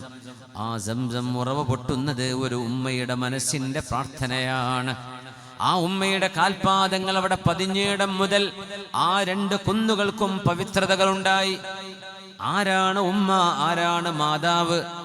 ആ മാതാവിനെയും പിതാവിനെയും കോടതി വരാന്തകളിൽ ബോധം കെട്ട് വീഴ്ത്തിയിട്ട് കാമുകന്മാരുടെ കൂടെ ഒളിച്ചോടിപ്പോകുന്ന പെൺകുട്ടികളെ ഒന്ന് ഓർക്കേണമേ. ലോകത്ത് ഇതിനേക്കാളും വരുന്ന ഒരു ദുര്യോഗം, ഇതിനേക്കാളും വരുന്ന ഒരു ശാപമർഹിക്കാനിടയുള്ളത് ലോകത്ത് മറ്റെന്തുണ്ട്? നിങ്ങളുടെ ഉണ്മ, നിങ്ങളുടെ ശരീരം ആ ഉമ്മയുടെ ഗർഭാശയത്തിൽ നിന്ന് ഉമ്മയുടെ ചോര കുടിച്ചുണ്ടായ ശരീരമാണത്. ഉമ്മയുടെ ചോര കുടിച്ചുണ്ടായ ശരീരമാണ് നമ്മൾ ഓരോരുത്തരുടെയും. ആ മാതാവിൻ്റെയും തൻ്റെ ജന്മത്തിന് കാരണക്കാരനായ പിതാവിൻ്റെയും മനസ്സിനെ നോവിച്ചുകൊണ്ട് എന്ത് സന്തോഷമാണ് ഒരു മനുഷ്യൻ ഈ ലോകത്ത് ആഗ്രഹിക്കേണ്ടത്. ആ ഉമ്മയെയും വാപ്പയെയും സങ്കടപ്പെടുത്തിയിട്ട് എന്താ ഇവിടെ നിന്ന് കിട്ടാനുള്ളത്? അതുകൊണ്ട് ഹജ്ജ്, ഉംറ എന്നൊക്കെ പറയുന്നത് ഉമ്മയെ വാപ്പയെ തിരിച്ചറിയാൻ മക്കൾക്ക് ബോധ്യം വേണം. മക്കൾ മാതാപിതാക്കളെ തിരിച്ചറിയണം. ഹുമാ ജന്നതുക വനാറുക. നിനക്ക് വേണമെങ്കിൽ അവർ 2 പേരും സ്വർഗമാണ്, നിനക്ക് വേണമെങ്കിൽ അവർ 2 പേരും നരകവുമായി മാറാൻ കഴിയും. അവർക്ക് ഖിദ്മത്ത് ചെയ്താൽ ഫബിർഹുമാ, ആ ഉമ്മാക്കും ഉപ്പാക്കും നന്മ ചെയ്യണേ. ആ നന്മ കൊണ്ട് നിങ്ങൾക്ക് സ്വർഗമുണ്ട്. അവരെ വേദനിപ്പിച്ചാൽ നിങ്ങൾക്ക് നരകവും കിട്ടുമെന്ന് പറഞ്ഞ തന്റെ പിതാവിനോട് മോശപ്പെട്ട് പെരുമാറിയ ഒരു മകനെ വിളിച്ച് പുന്നാര നബി തങ്ങൾ പറഞ്ഞു, മോനെ, അൽ വാലിദു ഔസതു അബ്വാബിൽ ജന്ന, സ്വർഗത്തിന്റെ വാതിലുകളിലെ ഏറ്റവും നടുവിലത്തെ വാതിലാണ് നിന്റെ പിതാവ്. അതുകൊണ്ട് വേണമെങ്കിൽ നീ ആ വാതിൽ വേണമെന്ന് വെച്ചോളൂ, ഇല്ലെങ്കിൽ നീ കൊട്ടിയടച്ചോളൂ, അത് നിന്റെ ഇഷ്ടമാണ്. പക്ഷേ പിതാവ് എന്ന് പറയുന്നത് സ്വർഗത്തിന്റെ വാതിലാണ്. കരഞ്ഞ് കരഞ്ഞ് വാർദ്ധക്യത്തിലെത്തി കരഞ്ഞ് സങ്കടത്തോടുകൂടെ തന്റെ മകനെ യുദ്ധത്തിലേക്ക് യാത്ര അയക്കുന്ന സഭയിലെ അദനിലെ ഒരു ഉമ്മ, ആ ഉമ്മയുടെ ഒരേ ഒരു മകനാണിത്. ആ മകൻ മദീനയിലേക്ക് 600, 700, 800 കിലോമീറ്ററുകൾ മദീനയിലേക്ക് യാത്ര ചെയ്ത് ഹബീബായ നബി തങ്ങളുടെ അരികത്തേക്ക് വന്നിട്ട്, യാ റസൂലല്ലാഹ്, പൊന്നാര നബിയേ, ഇസ്ലാമിന് പ്രതിസന്ധികളുണ്ടല്ലോ, ശത്രുക്കളുടെ ആക്രമണങ്ങൾ ഉണ്ടാകുന്നുണ്ടല്ലോ, മദീന സുരക്ഷിതമല്ലല്ലോ, മദീനയിലെ പെണ്ണുങ്ങൾക്കും കുട്ടികൾക്കും സുരക്ഷ നൽകാൻ വേണ്ടി അങ്ങൊരു യുദ്ധത്തിന് പുറപ്പെടുന്നു എന്നറിഞ്ഞു നബിയേ. ആ കൂട്ടത്തിൽ എൻ്റെ ജീവൻ നൽകിയിട്ടെങ്കിലും അള്ളാഹുവിൻ്റെ വചനങ്ങൾക്ക് സുരക്ഷ നൽകാൻ ഞാനുണ്ട് നബിയേ, ഞാനും കൂടെയുണ്ട്. എവിടെന്നാ വരുന്നത്? യമനിൽ നിന്ന്. ആരൊക്കെയാ വീട്ടിലുള്ളത്? എനിക്ക് ഉമ്മയുണ്ട് നബിയെ. ആരാ ഉമ്മയുടെ കൂടെ? ആരുമില്ല. നീ മാത്രമാണോ ഒരു മോൻ? അതേ നബിയെ, എൻ്റെ ഉമ്മയെ ഞാൻ കരഞ്ഞുകൊണ്ടാണ് യാത്ര ചോദിച്ചു പോന്നത്.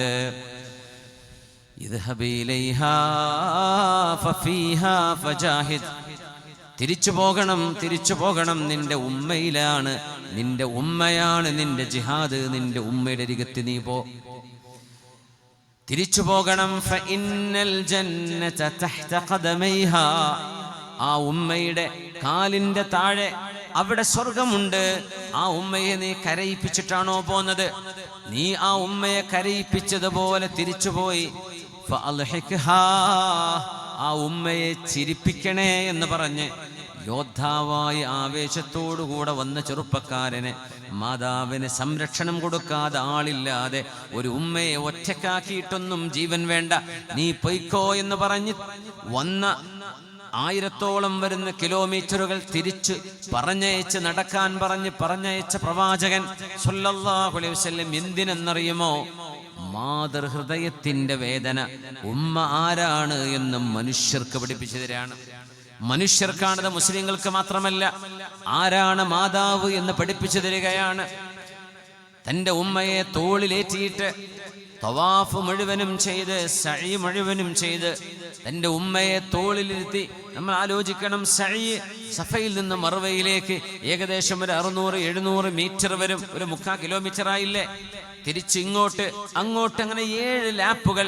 നിങ്ങൾ ആലോചിച്ചു നോക്കൂ, ഒരു 4-5 കിലോമീറ്റർ നടന്നിട്ടുണ്ടാകും. തവാഫിന്റെ നടത്തം വേറെയും. ഒക്കെ കഴിഞ്ഞപ്പോ ഉമർ റളിയല്ലാഹു അൻഹുവിന്റെ പുന്നാര മോൻ അബ്ദുല്ലാഹി ഇബ്നു ഉമർ റളിയല്ലാഹു അൻഹുമാ കഅബാലയത്തിന്റെ മുമ്പിൽ ഇങ്ങനെ നിൽക്കുന്നുണ്ട്. വൃദ്ധയായ ഉമ്മയെ തോളിലേറ്റിയിട്ടാണ് ഈ മനുഷ്യൻ ഇതൊക്കെ ചെയ്തത്. ഉമ്മയെ കൊണ്ട് ഹജ്ജ് ചെയ്യിപ്പിക്കുകയാണ്. ചോദിച്ചു, മഹാനായ അബ്ദുല്ലാഹി ഇബ്നു ഉമർ തങ്ങളെ, എൻ്റെ ഉമ്മയ്ക്ക് ഹജ്ജ് ചെയ്യാൻ പ്രയാസമാണ്, നടക്കാൻ കഴിയില്ല. ആ ഉമ്മയെ ഞാൻ തോളിലേറ്റിയിട്ടാണ് യമനിൽ നിന്ന് വന്നത്, ഇവിടെ നിന്ന് ഹജ്ജും കർമ്മങ്ങളും മുഴുവൻ ചെയ്യിപ്പിക്കുന്നത്. എൻ്റെ ഉമ്മ എനിക്ക് ചെയ്തു തന്ന ഗുണത്തിനോട് ഇത് ചേർത്ത് വെക്കാൻ പറ്റുമോ? ഞാൻ എൻ്റെ ഉമ്മാക്ക് ഗുണം ചെയ്തു എന്ന് പറയാൻ പറ്റുമോ എന്ന് ചോദിച്ചപ്പോൾ, നീ ചെയ്തത് നിന്റെ പ്രസവത്തോടടുത്ത് നിന്റെ ഉമ്മ അനുഭവിച്ച ആ പ്രസവ വേദനയുടെ ഏറ്റവും വലിയ ഒരു നൊമ്പരത്തിന്റെ വേദനയുടെ കാഠിന്യത്തോട് ചേർത്ത് വെക്കാൻ പോലും ഇതായിട്ടില്ല മോനെ എന്ന് അബ്ദുല്ലാഹി ഇബ്നു ഉമർ എന്ന് പറയുന്ന അമീറുൽ മുഅ്മിനീൻ ഉമർ ഇബ്നുൽ ഖത്താബ് തങ്ങളുടെ മകൻ, മഹാപണ്ഡിതൻ, ഹറമിലെ ഇമാം, ഹയ്യ് ശുഹദാ എന്ന് പറയുന്ന മക്കയുടെ ഇന്നത്തെ നഗരിയിൽ അന്ത്യവിഷമം കൊള്ളുന്ന മഹാനായ സ്വഹാബി അബ്ദുല്ലാഹി ഇബ്നു ഉമർ മുത്തബിഉസ് സുന്ന റളിയല്ലാഹു അൻഹുമാ. ഇത് മാതാവാണ്. ഈ മാതാവിനെ ഓർമ്മിപ്പിക്കുവാനാണ് ഇന്നസ്സഫാ വൽ മർവ, ഇന്നസ്സഫാ വൽ മർവത മിൻ ശആഇരില്ലാഹ്. ഒരു ഉമ്മയുടെ കാൽപാദമേറ്റ പ്രവാചകനും ജന്മം നൽകിയ ഒരു പ്രവാചകന്റെ കൂടെ ശയിക്കുകയും ആ പ്രവാചകന്റെ ജീവിത പങ്കാളിയായി മാറുകയും ചെയ്ത ഹാജർ ബീവി റളിയല്ലാഹു അൻഹയുടെ കാൽ സ്പർശമേറ്റ 2 കുന്നുകളെ അല്ലാഹു ശആഇരില്ലാ ഇന്ന സ്വഫാ വൽ മർവ തീർച്ചയായും സഫയും മർവയും മിൻ ശആഇരില്ലാഹ് അല്ലാഹുവിന്റെ പരിശുദ്ധിയെ വിളിച്ചറിയിക്കുന്ന അടയാളമാണ് എന്ന് പറഞ്ഞാൽ എന്താ അതിനർത്ഥം? ഒരു മാതാവ് പടച്ചതമ്പുരാന്റെ അല്ലാഹു നൽകുന്ന ഏറ്റവും വലിയ സ്ഥാനവും അലങ്കാരവും ആ ഒരു രാജകിരീടവും തലയിൽ വെച്ചിരിക്കുന്ന രാജകുമാരിയല്ല, ക്വീനാണവര്, രാജ്ഞിയാണവര്. അതിനേറെ നിങ്ങൾക്ക് വിളിക്കാൻ പറ്റുമെങ്കിൽ ഇതെന്റെ പടച്ചതമ്പുരാൻ ആദരിക്കുകയും ബഹുമാനിക്കുകയും ചെയ്ത സൃഷ്ടികളിൽ പടച്ചതമ്പുരാനും റസൂലും കഴിഞ്ഞാൽ ഞാൻ ഏറ്റവും കടപ്പെട്ടിരിക്കുന്നത് എൻ്റെ മാതാവിനോട്, എൻ്റെ പിതാവിനോട്. ഇങ്ങനെ ഒരു പെണ്ണ് കല്യാണം കഴിഞ്ഞാൽ മാത്രമാണ് ആ പെണ്ണിന്റെ ആദ്യത്തെ കടപ്പാട് ഭർത്താവിനോടായി മാറുന്നത്. അത് കഴിഞ്ഞാൽ അവരുടെ മാതാപിതാക്കൾ തന്നെ. പക്ഷേ വിവാഹം നടക്കുന്നത് വരേക്കും ഒരു പെണ്ണിന്റെ ആദ്യത്തെ കടപ്പാടും തൻ്റെ ഉമ്മയും ഉപ്പയും തന്നെ. വിവാഹം കഴിഞ്ഞാൽ അത് ഭർത്താവിന് ഉമ്മയും ഉപ്പയും തന്നെയാണ്. ഒരു ഭാര്യക്കാണെങ്കിലോ അത് തൻ്റെ ഭർത്താവാണ് ആദ്യത്തെ കടപ്പാട്. അത് കഴിഞ്ഞാൽ തൻ്റെ മാതാപിതാക്കൾ. ഇതിലും ഒരു പാഠമുണ്ട്. ഒരുപാട് നമ്മുടെ വീടുകൾക്കുള്ളിലെ അടുക്കളയിൽ പിറുപിറുക്ക് പറയുന്നത്, അരിശം തീർക്കുന്നത്, കുടുംബ വഴക്കുകൾ ഉണ്ടാകുന്നത്, ഭാര്യ ഭർത്തൃ ബന്ധങ്ങളിൽ വിള്ളലുകൾ ഉണ്ടാകുന്നത്, എൻ്റെ ഭർത്താവിന് മാതാപിതാക്കൾ മതി, എന്നെ വേണ്ട, അങ്ങനെ പറയല്ലേ. ഭാര്യയ്ക്ക് തൻ്റെ ഭർത്താവിനോടാണ് കടപ്പാടെങ്കിൽ ഭർത്താവിൻ്റെ കടപ്പാട് ഏറ്റവും ആദ്യം തൻ്റെ ഉമ്മയോടാണ്, പിന്നെ ഉപ്പയോടാണ് എന്ന് വിചാരിച്ച് തൻ്റെ ഉമ്മയോ ഉപ്പയോ എന്തെങ്കിലും തെറ്റായ കാര്യങ്ങൾ പറയുന്നുണ്ടെങ്കിൽ അതനുസരിക്കണമെന്ന് എന്നല്ല ഇതിനർത്ഥം. പക്ഷേ ആദരവും ബഹുമാനവും ഏറ്റവും ആദ്യം അർഹിക്കുന്നത് തൻ്റെ പിതാവാണ്, തൻ്റെ ഉമ്മയാണ്, തൻ്റെ പിതാവാണ് എന്ന് റസൂലുള്ളാഹി സ്വല്ലല്ലാഹു അലൈഹി വസല്ലം. അത് ഭാര്യ മനസ്സിലാക്കണം.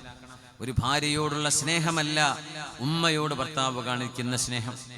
കുഞ്ഞിനോട് കാണിക്കുന്ന സ്നേഹമല്ല ഭാര്യയോട് കാണിക്കുന്നത്. സുഹൃത്തിനോട് കാണിക്കുന്ന സ്നേഹമല്ല വീട്ടുകാരോട് കാണിക്കുന്നത്. അതുകൊണ്ട് ഉമ്മയെ ഇഷ്ടപ്പെടുമ്പോൾ എന്നോട് ഇഷ്ടമില്ലാണ്ടായി പോകോ? അതെങ്ങനെ? ഇത് രണ്ടും രണ്ടാണ്. ഒരു ഹൃദയത്തിൽ എത്ര പേർക്കിരിക്കാം, എത്ര വ്യത്യസ്തങ്ങളായ സ്ഥാനമാനങ്ങൾ നമ്മൾ ആർക്കൊക്കെ ഒരേ സമയം വകവെച്ചു കൊടുക്കുന്നു. എന്താ അതിന് പ്രശ്നം? ഇത് പെണ്ണുങ്ങൾ മനസ്സിലാക്കണം, പുരുഷന്മാര് മനസ്സിലാക്കണം. നമ്മുടെ വീടുകളിൽ കലഹങ്ങൾ ഉണ്ടാവരുത്. സ്നേഹവും ബഹുമാനവും ആദരവും ഇത്രമേൽ നമ്മളോട് നിഷ്കർഷിച്ച മതമാണ് പരിശുദ്ധ ഇസ്ലാം. നമ്മളോട് സ്നേഹിക്കണം, കരുണ ചെയ്യണം, വിട്ടുവീഴ്ച ചെയ്യണം, ആദരവ് കാണിക്കണം. നാവുകൾക്ക് ലൈസൻസ് ഇല്ലാണ്ടായി പോകരുത്. എന്തും പറയാനുള്ള ത്രാണിയും എന്തും പറയാനുള്ള ധൈര്യവും അതൊരു വ്യക്തിത്വമാണെന്ന് മനസ്സിലാക്കരുത്. അത് അധാർമികതയാണ്. ഇന്ന സ്വഫാ വൽ മർവത മിൻ ശആഇരില്ലാഹ്.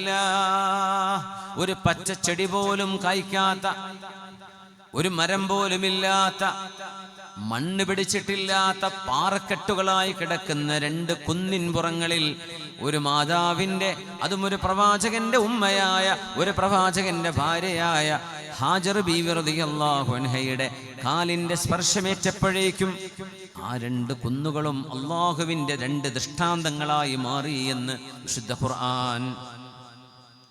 فمن حج البيت أو اعتمر فلا جناح عليه أن يطوف بهما. ഉംറ നിർവഹിക്കുന്നവർ, ഹജ്ജ് ചെയ്യുന്നവർ നിർബന്ധമായും സഫയും മറുവയ്ക്കടയിലും നടക്കൽ നിർബന്ധമാണ്. അള്ളാഹു ആരാണെന്ന് പറഞ്ഞു തന്നു കഴിഞ്ഞതിന് ശേഷം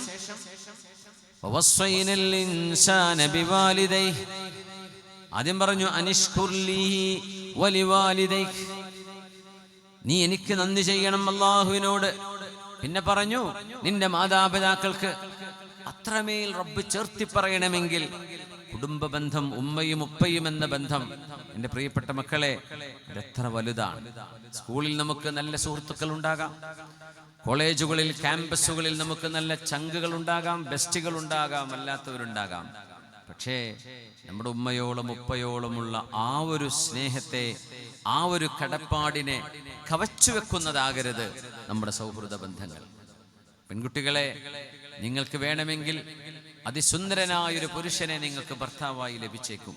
പക്ഷേ നിങ്ങളുടെ ഉമ്മയും ഉപ്പയും സ്നേഹിച്ച പോലെ സ്നേഹിക്കാൻ ആ ഭർത്താവിന് കഴിയില്ല. എൻ്റെ ചെറുപ്പക്കാരെ, അതിസുന്ദരിയായ ഒരു പെണ്ണിനെ നിങ്ങൾക്ക് ജീവിതത്തിലേക്ക് ഭാര്യയായി കൊണ്ടുവരാൻ കഴിഞ്ഞേക്കും. പക്ഷേ നിങ്ങളുടെ സ്വന്തം ഉമ്മയും ഉപ്പയും സ്നേഹിച്ച പോലെ ആ പെണ്ണിനെ നിങ്ങളെ സ്നേഹിക്കാൻ കഴിയില്ല. ഇത് അല്ലാഹു ലോകത്ത് വെച്ചൊരു യാഥാർത്ഥ്യമാണ്.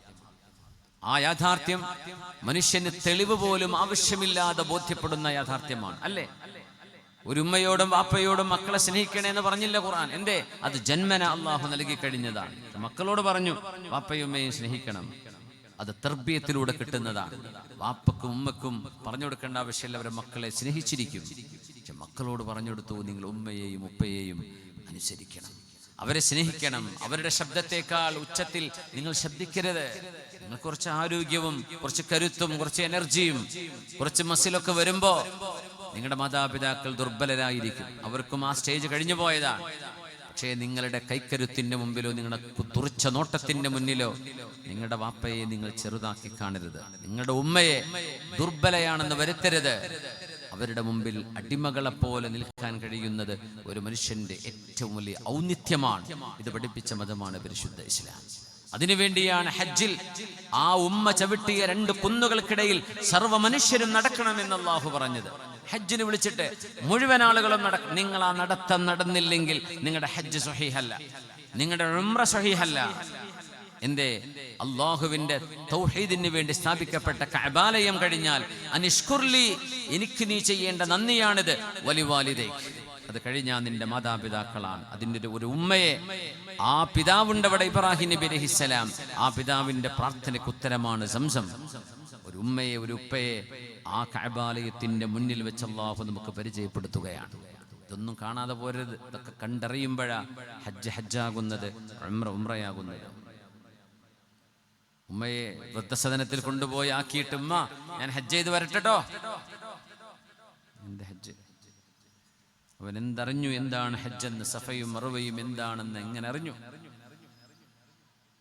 പിതാവിനോട് ദേഷ്യം പിടിച്ചും പിതാവിനോട് മിണ്ടാതായും പിതാവിനോട് ആക്രോശിച്ചും പിതാവിനെ തല്ലിയും പിതാവിനെ മാനം കെടുത്തിയും. ഹജ്ജിനും ഉംറക്കും പോകുന്നവരറിയണം, അത് പൊരുത്തപ്പിടിച്ചിട്ട് പോയാൽ മതി, അവരുടെ പൊരുത്തം വാങ്ങിച്ചിട്ട് പോയാൽ മതി. അല്ലെങ്കിൽ അള്ളാഹുവിന്റെ റഹ്മത്തിന്റെ വാതിലുകൾ അവിടെ തുറക്കപ്പെടുകയില്ല. അള്ളാഹു നമുക്കൊക്കെ മാതാപിതാക്കളുടെ പൊരുത്തം അള്ളാഹു നമുക്ക് നൽകി അനുഗ്രഹിക്കട്ടെ. ആമീൻ യാ റബ്ബൽ ആലമീൻ. വിശുദ്ധമായ ഹജ്ജ് അല്ലാഹു നമ്മളെ സംസ്കരണത്തിന് വിളിക്കുന്ന ഒരു യാത്രയാണ്. വലില്ലാഹി അലന്നാസി ഹജ്ജുൽ ബൈതി മൻ ഇസ്തതാഅ ഇലൈഹി സബീലാ. മനുഷ്യൻ യാത്ര ചെയ്യുന്നവനാണ്, യാത്ര ചെയ്യേണ്ടവനാണ്. ലോകത്തിന്റെ ഏത് കോണിൽ നിന്നാണെങ്കിലും ഹജ്ജിന് കഴിവുള്ളവർ വന്നിരിക്കണമെന്നാണ്. മണിക്കൂറുകൾ നീണ്ടു നിൽക്കുന്ന ഫ്ലൈറ്റ് യാത്രകൾ വേണ്ടിവരും അതിന്. ചിലർക്ക് ബൈ റോഡ് വരേണ്ടി വരും. കാൽനടയായി പോരുന്നവരുണ്ടാകാം, കപ്പലുകളിലേറി വരുന്നവരുണ്ടാകാം. എത്ര ദൂരമാണെങ്കിലും ആ പരിശുദ്ധ മണ്ണിലേക്ക് യാത്ര ചെയ്യാൻ കഴിയുന്നവൻ ജീവിതത്തിൽ ഒരിക്കൽ ഹജ്ജിന് വേണ്ടി യാത്ര ചെയ്തിരിക്കണം. മൻ ഇസ്തതാഅ ഇലൈഹി സബീലാ. മാ അഹല്ല മുഹില്ലുൻ ഖത്തു വലാ കബ്ബറ മുകബ്ബിറുൻ ഖത്തു ഇല്ലാ ബുശ്ശിറ ബിൽ ജന്നഹ്. ഹാജിമാർ അങ്ങോട്ട് വരുമ്പോൾ ലബ്ബൈക അല്ലാഹുമ്മ ലബ്ബൈക ലബ്ബൈക ലാ ശരീക ലക ലബ്ബൈക ഇന്നൽ ഹംദ വന്നിഅമത ലക വൽ മുൽക് ലാ ശരീക ലക. ഇഹ്റാം ചെയ്തു കഴിഞ്ഞാൽ, മീഖാത്ത് കഴിഞ്ഞു തുടങ്ങിയാൽ, കഅബാലയത്തെ ലക്ഷ്യമാക്കി വന്നു തുടങ്ങുമ്പോൾ ഹാജിമാരുടെ ചുണ്ടുകളിൽ വരുന്ന വരികളാണത്. ലബ്ബൈക അല്ലാഹുമ്മ ലബ്ബൈക. അല്ലാഹുവേ, ഞങ്ങൾ ഭൂമിയിലേക്ക് വരുന്നതിൻ്റെ എത്രയോ വർഷങ്ങൾക്ക് മുമ്പ് ഞങ്ങളുടെ പിതാമഹന്മാരുടെ മുതുകുകളിൽ ഒരു ദർറത്തുകളായി, അണുകളായി, കൊച്ചു സാധനമായി, കാണാൻ പോലും കഴിയാത്തതായി ഞങ്ങളുടെ പിതാക്കന്മാരുടെ ജീനുകൾക്കുള്ളിൽ, DNA ക്കുള്ളിൽ നീ നിക്ഷേപിച്ചിരുന്ന ഞങ്ങളുടെ ജന്മത്തിന്റെ ആദ്യ രൂപങ്ങൾക്ക് പോലും കേൾക്കാൻ കഴിഞ്ഞു. വഅദ്ദിം ഫിന്നാസി ബിൽ ഹജ്ജ് യഅതൂക റിജാലാ. നിന്റെ പ്രവാചകൻ ഇബ്രാഹിം നബി അലൈഹിസ്സലാം ഹജ്ജിന് വരണേ എന്ന് പറഞ്ഞത് അന്ന് ഞങ്ങൾ കേട്ടതാണ്.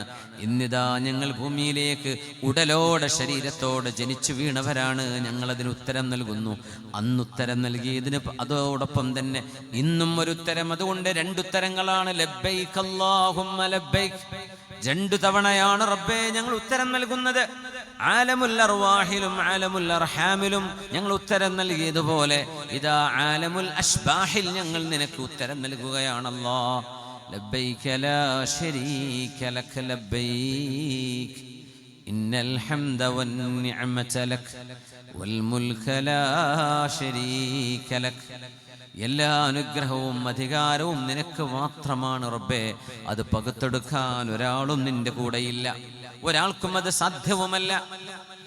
എല്ലാം നിനക്ക് നിനക്ക് നിനക്ക് എന്ന് പടച്ച തമ്പുരാന് അങ്ങനെ ലബ്ബൈക്കയും തഹ്ലീലും ചൊല്ലി വരുന്ന മുഴുവൻ ആളുകൾക്കും ഇല്ലാ ബുശ്ശിറ ബിൽ ജന്ന, ലാ ഇലാഹ ഇല്ലല്ലാഹും അല്ലാഹു അക്ബറും ചൊല്ലുന്ന എല്ലാ ഹാജിമാർക്കും സ്വർഗമുണ്ട് സ്വർഗമുണ്ട് എന്ന് മാലാഖമാർ അവരുടെ കൂടെ വന്ന് പറയുന്നുണ്ട് എന്ന് റസൂലുള്ളാഹി സ്വല്ലല്ലാഹു അലൈഹി വസല്ലം. മാ ഹാദിഹി ഥനിയ്യതു യാ സ്വഹാബ. സ്വഹാബികളെ, ഏതാണ് ഈ കുന്നിൻ പുറം എന്ന് മദീനയിൽ നിന്ന് കടന്നു വരുമ്പോ മക്കക്കിടയിലുള്ള ഒരു കുന്നിൻ ചെരുവിനെ നോക്കി നബി തങ്ങൾ പറഞ്ഞു. അവർ പറഞ്ഞു, നബിയേ ഇത് ഥനിയ്യതു കദാ വകദാ. ആ കുന്നിന്റെ പേര് പറഞ്ഞു കൊടുത്തവര് കഅന്നീ ബിയൂനുസ് ഇബ്നു മത്താ. മഹാനായ പ്രവാചകൻ യൂനുസ് അലൈഹിസ്സലാം ആരാണോ വലിയൊരു ആംബർ തിമിംഗലത്തിന്റെ വയറ്റിലകപ്പെട്ടു പോയത്, മഹാനായ യൂനുസ് അലൈഹിസ്സലാം നീനവായിൽ നിന്ന്, ഇറാഖിൽ നിന്ന്, മെഡിറ്ററേനിയൻ കടലിന്റെ ഓരങ്ങളിൽ നിന്ന് ഇങ്ങോട്ട് പരിശുദ്ധമായ കഅബാലയത്തെ ലക്ഷ്യമാക്കി യൂനുസ് അലൈഹിസ്സലാം കടന്നു വരികയും ഈ കുന്നിൻ പുറത്തിലൂടെ തന്റെ ഒട്ടകപ്പുറത്ത് ഇങ്ങനെ കയറി ഇറങ്ങുമ്പോ, ആ കുന്നിൻ ചെരുവിലൂടെ ഇറങ്ങുമ്പോ ലബ്ബൈക അല്ലാഹുമ്മ ലബ്ബൈക ലബ്ബൈക അല്ലാഹുമ്മ ലബ്ബൈക എന്ന് യൂനുസ് അലൈഹിസ്സലാം തൽബിയത്ത് ചൊല്ലിപ്പോകുന്നത് ഞാൻ എൻ്റെ കണ്ണുകൊണ്ട് കാണുന്ന പോലെ. കുറച്ചപ്പുറത്തേക്ക് വന്ന് നബിയുല്ലാഹി മൂസ അലൈഹിസ്സലാമിനെ പ്രവാചകർ ഓർക്കുകയാണ്. ഈ കുന്നിൻ ചെരുവിന്റെ പേരെന്താണ് സ്വഹാബികളെ? അവര് പറഞ്ഞു സനിയ്യതു കദാ വകദാ. അതിന്റെ പേര് പറഞ്ഞു കൊടുത്തു. കഅന്നീ ബിമൂസ ഇബ്നു ഇമ്രാൻ. ഇമ്രാൻ എന്നവരുടെ മകൻ കഅന്നീ ബിമൂസ ഇബ്നു ഇമ്രാൻ. ഇമ്രാൻ എന്നവരുടെ മകൻ മൂസ നബി അലൈഹിസ്സലാം കലീമുഹു, അല്ലാഹുവിന്റെ കലീമായ കലീമുല്ലാഹി മൂസ നബി അലൈഹിസ്സലാം. ഒരു ഒട്ടകപ്പുറത്ത് ആ ഒട്ടകത്തിന്റെ മൂക്കുകയർ ഈത്തപ്പനയോലകളുടെ നാരുകളെ കൊണ്ടുണ്ടാക്കിയതായിരുന്നുവെന്നും, ഒരു ചെമന്ന ഒട്ടകപ്പുറത്ത് മഹാനായ മൂസ നബി അലൈഹിസ്സലാം തൽബിയത്ത് ലബ്ബൈക ചൊല്ലിയിട്ട് കണ്ഠമിടറുകയും കരയുകയും ചെയ്ത് കണ്ണുനീർ കണങ്ങളാൽ കൊണ്ട് തൊണ്ട ഇടറിയിട്ട് തൽബിയത്ത് ചൊല്ലിയിട്ട് തക്ബീർ ചൊല്ലിയിട്ട് ഈ കുന്നിൻ ചെരുവുകളിലൂടെ കഅബാലയത്തെ ലക്ഷ്യമാക്കി മൂസ നബി വരുന്നതും ഞാൻ എൻ്റെ കണ്ണുകൊണ്ട് കാണുന്നു എന്ന് 3000 വർഷങ്ങൾക്ക് മുമ്പ് മൂസ നബി അലൈഹിസ്സലാം കടന്നുപോയ ചരിത്രം പ്രവാചകർ തങ്ങൾ ഇന്നലെ നടന്ന പോലെ നടക്കുന്ന പോലെ സ്വഹാബിമാർക്ക് പറഞ്ഞു കൊടുക്കുന്നു. മാ ഹല്ല മുഹില്ലുൻ ഖത്തു വലാ കബ്ബറ മുകബ്ബിറുൻ ഖത്തു ഇല്ലാ ബുശ്ശിറ ബിൽ ജന്ന. സ്വർഗമുണ്ട്, സ്വർഗം നിങ്ങൾക്ക് അവകാശപ്പെട്ടിരിക്കുന്നുവെന്ന് ആ വിശുദ്ധ ഗേഹത്തിലേക്ക് തക്ബീർ ചൊല്ലി തഹ്ലീൽ ചൊല്ലി പോകുന്ന മുഴുവൻ ആളുകളോടും അല്ലാഹുവിൻ്റെ മലക്കുകൾ വിളിച്ചു പറയുന്നു അത്രേ എന്ന് റസൂലുള്ളാഹി സ്വല്ലല്ലാഹു അലൈഹി വസല്ലം. നമ്മുടെ ഉമ്മയും ഉപ്പയും കണ്ടുമുട്ടിയ ഒരു വിശുദ്ധമായ ഒരു ഗ്രൗണ്ടാണ്, ഒരു മൈതാനമാണ് അറഫ. അറഫ എന്നത് ഹറമിന്റെ പുറത്താണ്, ഹറമിന്റെ ബൗണ്ടറിക്ക് പുറത്താണ് അറഫയുള്ളത്. അറഫയുടെ ഹുദൂദുകൾ കാണാം, അതിരുകൾ കഴിഞ്ഞാൽ പിന്നെ ഹറമാണ്.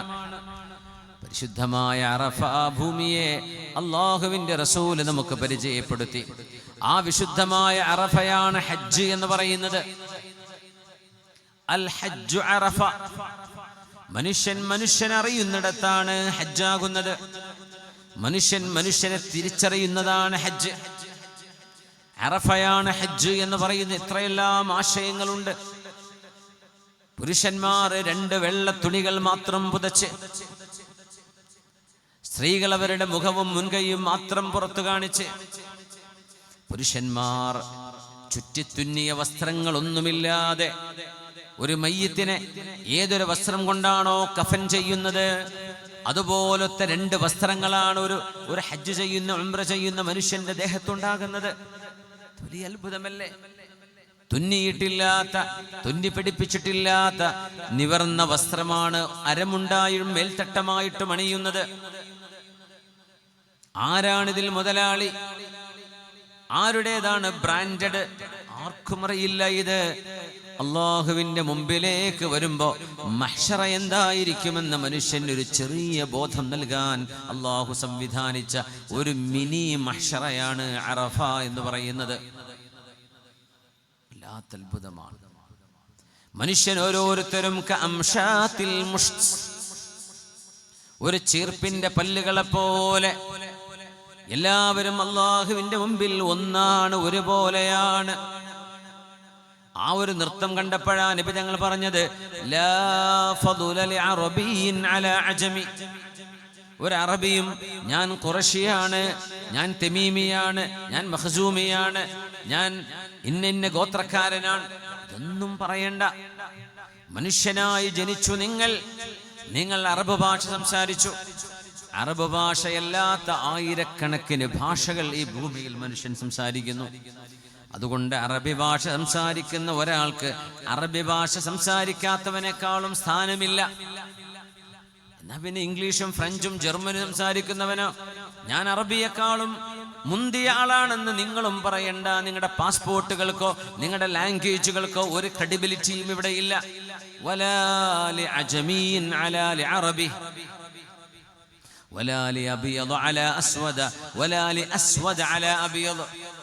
വെളുത്ത ഒരു തൊലിയുണ്ടായതിന്റെ പേരിൽ ഞാൻ നിന്നെക്കാളും ഉഷാറാണെന്ന് ഒരു കറുത്തവനെ നോക്കിയിട്ടും ഒരു വെളുത്തവനും ചിന്തിക്കരുത്. നിറമില്ലാത്തൊരു പെണ്ണിനെ കാണുമ്പോൾ നിറമുള്ള ഒരു പെണ്ണും പറയണ്ട നിന്നെക്കാളൊക്കെ മുന്തിയ ആള് ഞാനാണെന്ന്. ഇനി കറുപ്പിനാണ് അഴകെന്ന് നിങ്ങൾ വാദിക്കുകയാണെങ്കിൽ ഒരു കറുത്തവനും വിചാരിക്കേണ്ട വെളുത്തവനേക്കാളും മുന്തിയവൻ ഞാനാണെന്ന്. എല്ലാം അല്ലാഹുവിന്റെ മുമ്പിൽ ഒരുപോലെയാണ്. ഇത് പടച്ചവന്റെ സൃഷ്ടികളാണ്. ഇല്ലാ ബിത്തഖ്വാ. നിങ്ങൾ ആരുടെയൊക്കെ മനസ്സിലാണോ അല്ലാഹുവിനെ കുറിച്ച് ഏറ്റവും കൂടുതൽ ബോധമുള്ളത് അവര് മാത്രമാണ് ഇന്ന് മുന്തിയവർ. നിങ്ങളുടെ രാജ്യമോ നിങ്ങളുടെ പാസ്പോർട്ടോ നിങ്ങളുടെ ഭാഷയോ നിങ്ങളുടെ രൂപമോ നിങ്ങളുടെ വൈകൃതങ്ങളോ നിങ്ങളുടെ പെർഫെക്ഷനോ ഇതൊന്നും ഇവിടെ പ്രശ്നമല്ല. അൽ ഹജ്ജു അറഫ. ഈ നൃത്തമാണ് ഹജ്ജിനെ ഹജ്ജാക്കി മാറ്റുന്നത്. ഞാൻ മനുഷ്യരിൽ ഒരു മനുഷ്യൻ മാത്രമാണ്. സർവ്വ അഹങ്കാരവും ഇറക്കി വെച്ച് പൈസക്കാരനാണ്, എൻ്റെ കയ്യിൽ കാശുണ്ട്, എൻ്റെ വീട് ഇത്ര വലുപ്പമുള്ള വീട്, എൻ്റെ വാഹനത്തിന് ഇത്ര വില, എൻ്റെ ബിസിനസിന്റെ ടേൺ ഓവർ ഇത്ര, ഇതൊന്നും വില പോവില്ല. 2 കഷ്ണം തുണി മതി. 2 കഷ്ണം തുണി. ആ തുണി എടുത്തുകൊണ്ട് മില്യൺ കണക്കിന് ആളുകൾ, മിനിമം 30 ലക്ഷമോ 40 ലക്ഷമോ വരുന്ന മനുഷ്യർക്കിടയിൽ ഒരാളായിട്ട് ഐഡന്റിഫൈ ചെയ്യാൻ പോലും കഴിയില്ല ആരാണ് ഇയാളെന്ന്. ആളെ കണ്ടാൽ തിരിച്ചറിയില്ല. ഇഹ്റാമിന്റെ വേഷം അങ്ങനെയാണ്. ആളെ കണ്ടാൽ തിരിച്ചറിയില്ല. എത്ര ദൂരെന്ന് കണ്ടാലും അറിയാൻ പറ്റില്ല. അടുത്ത് വന്നെങ്കിൽ അറിയാം ചിലപ്പോ.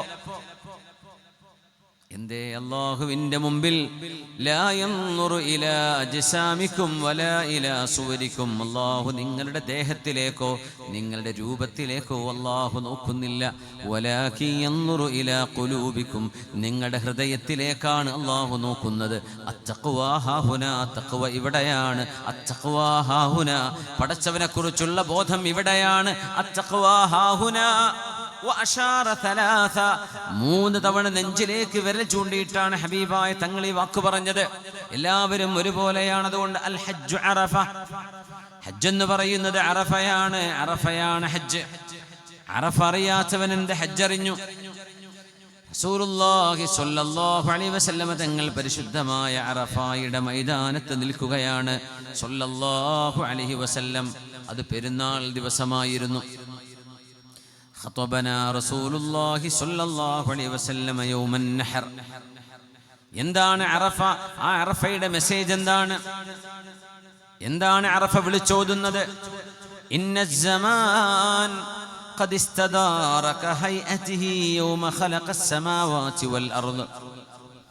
സമയം, ദിവസം, മാസം, ഇത് നമ്മൾ ഇന്ന് കണക്കാക്കി പോകുന്ന കലണ്ടർ, ഒരു മുസ്ലിമിനെ സംബന്ധിച്ചിടത്തോളം ഹിജ്റ കലണ്ടർ അതങ്ങനെ തന്നെയാണ്.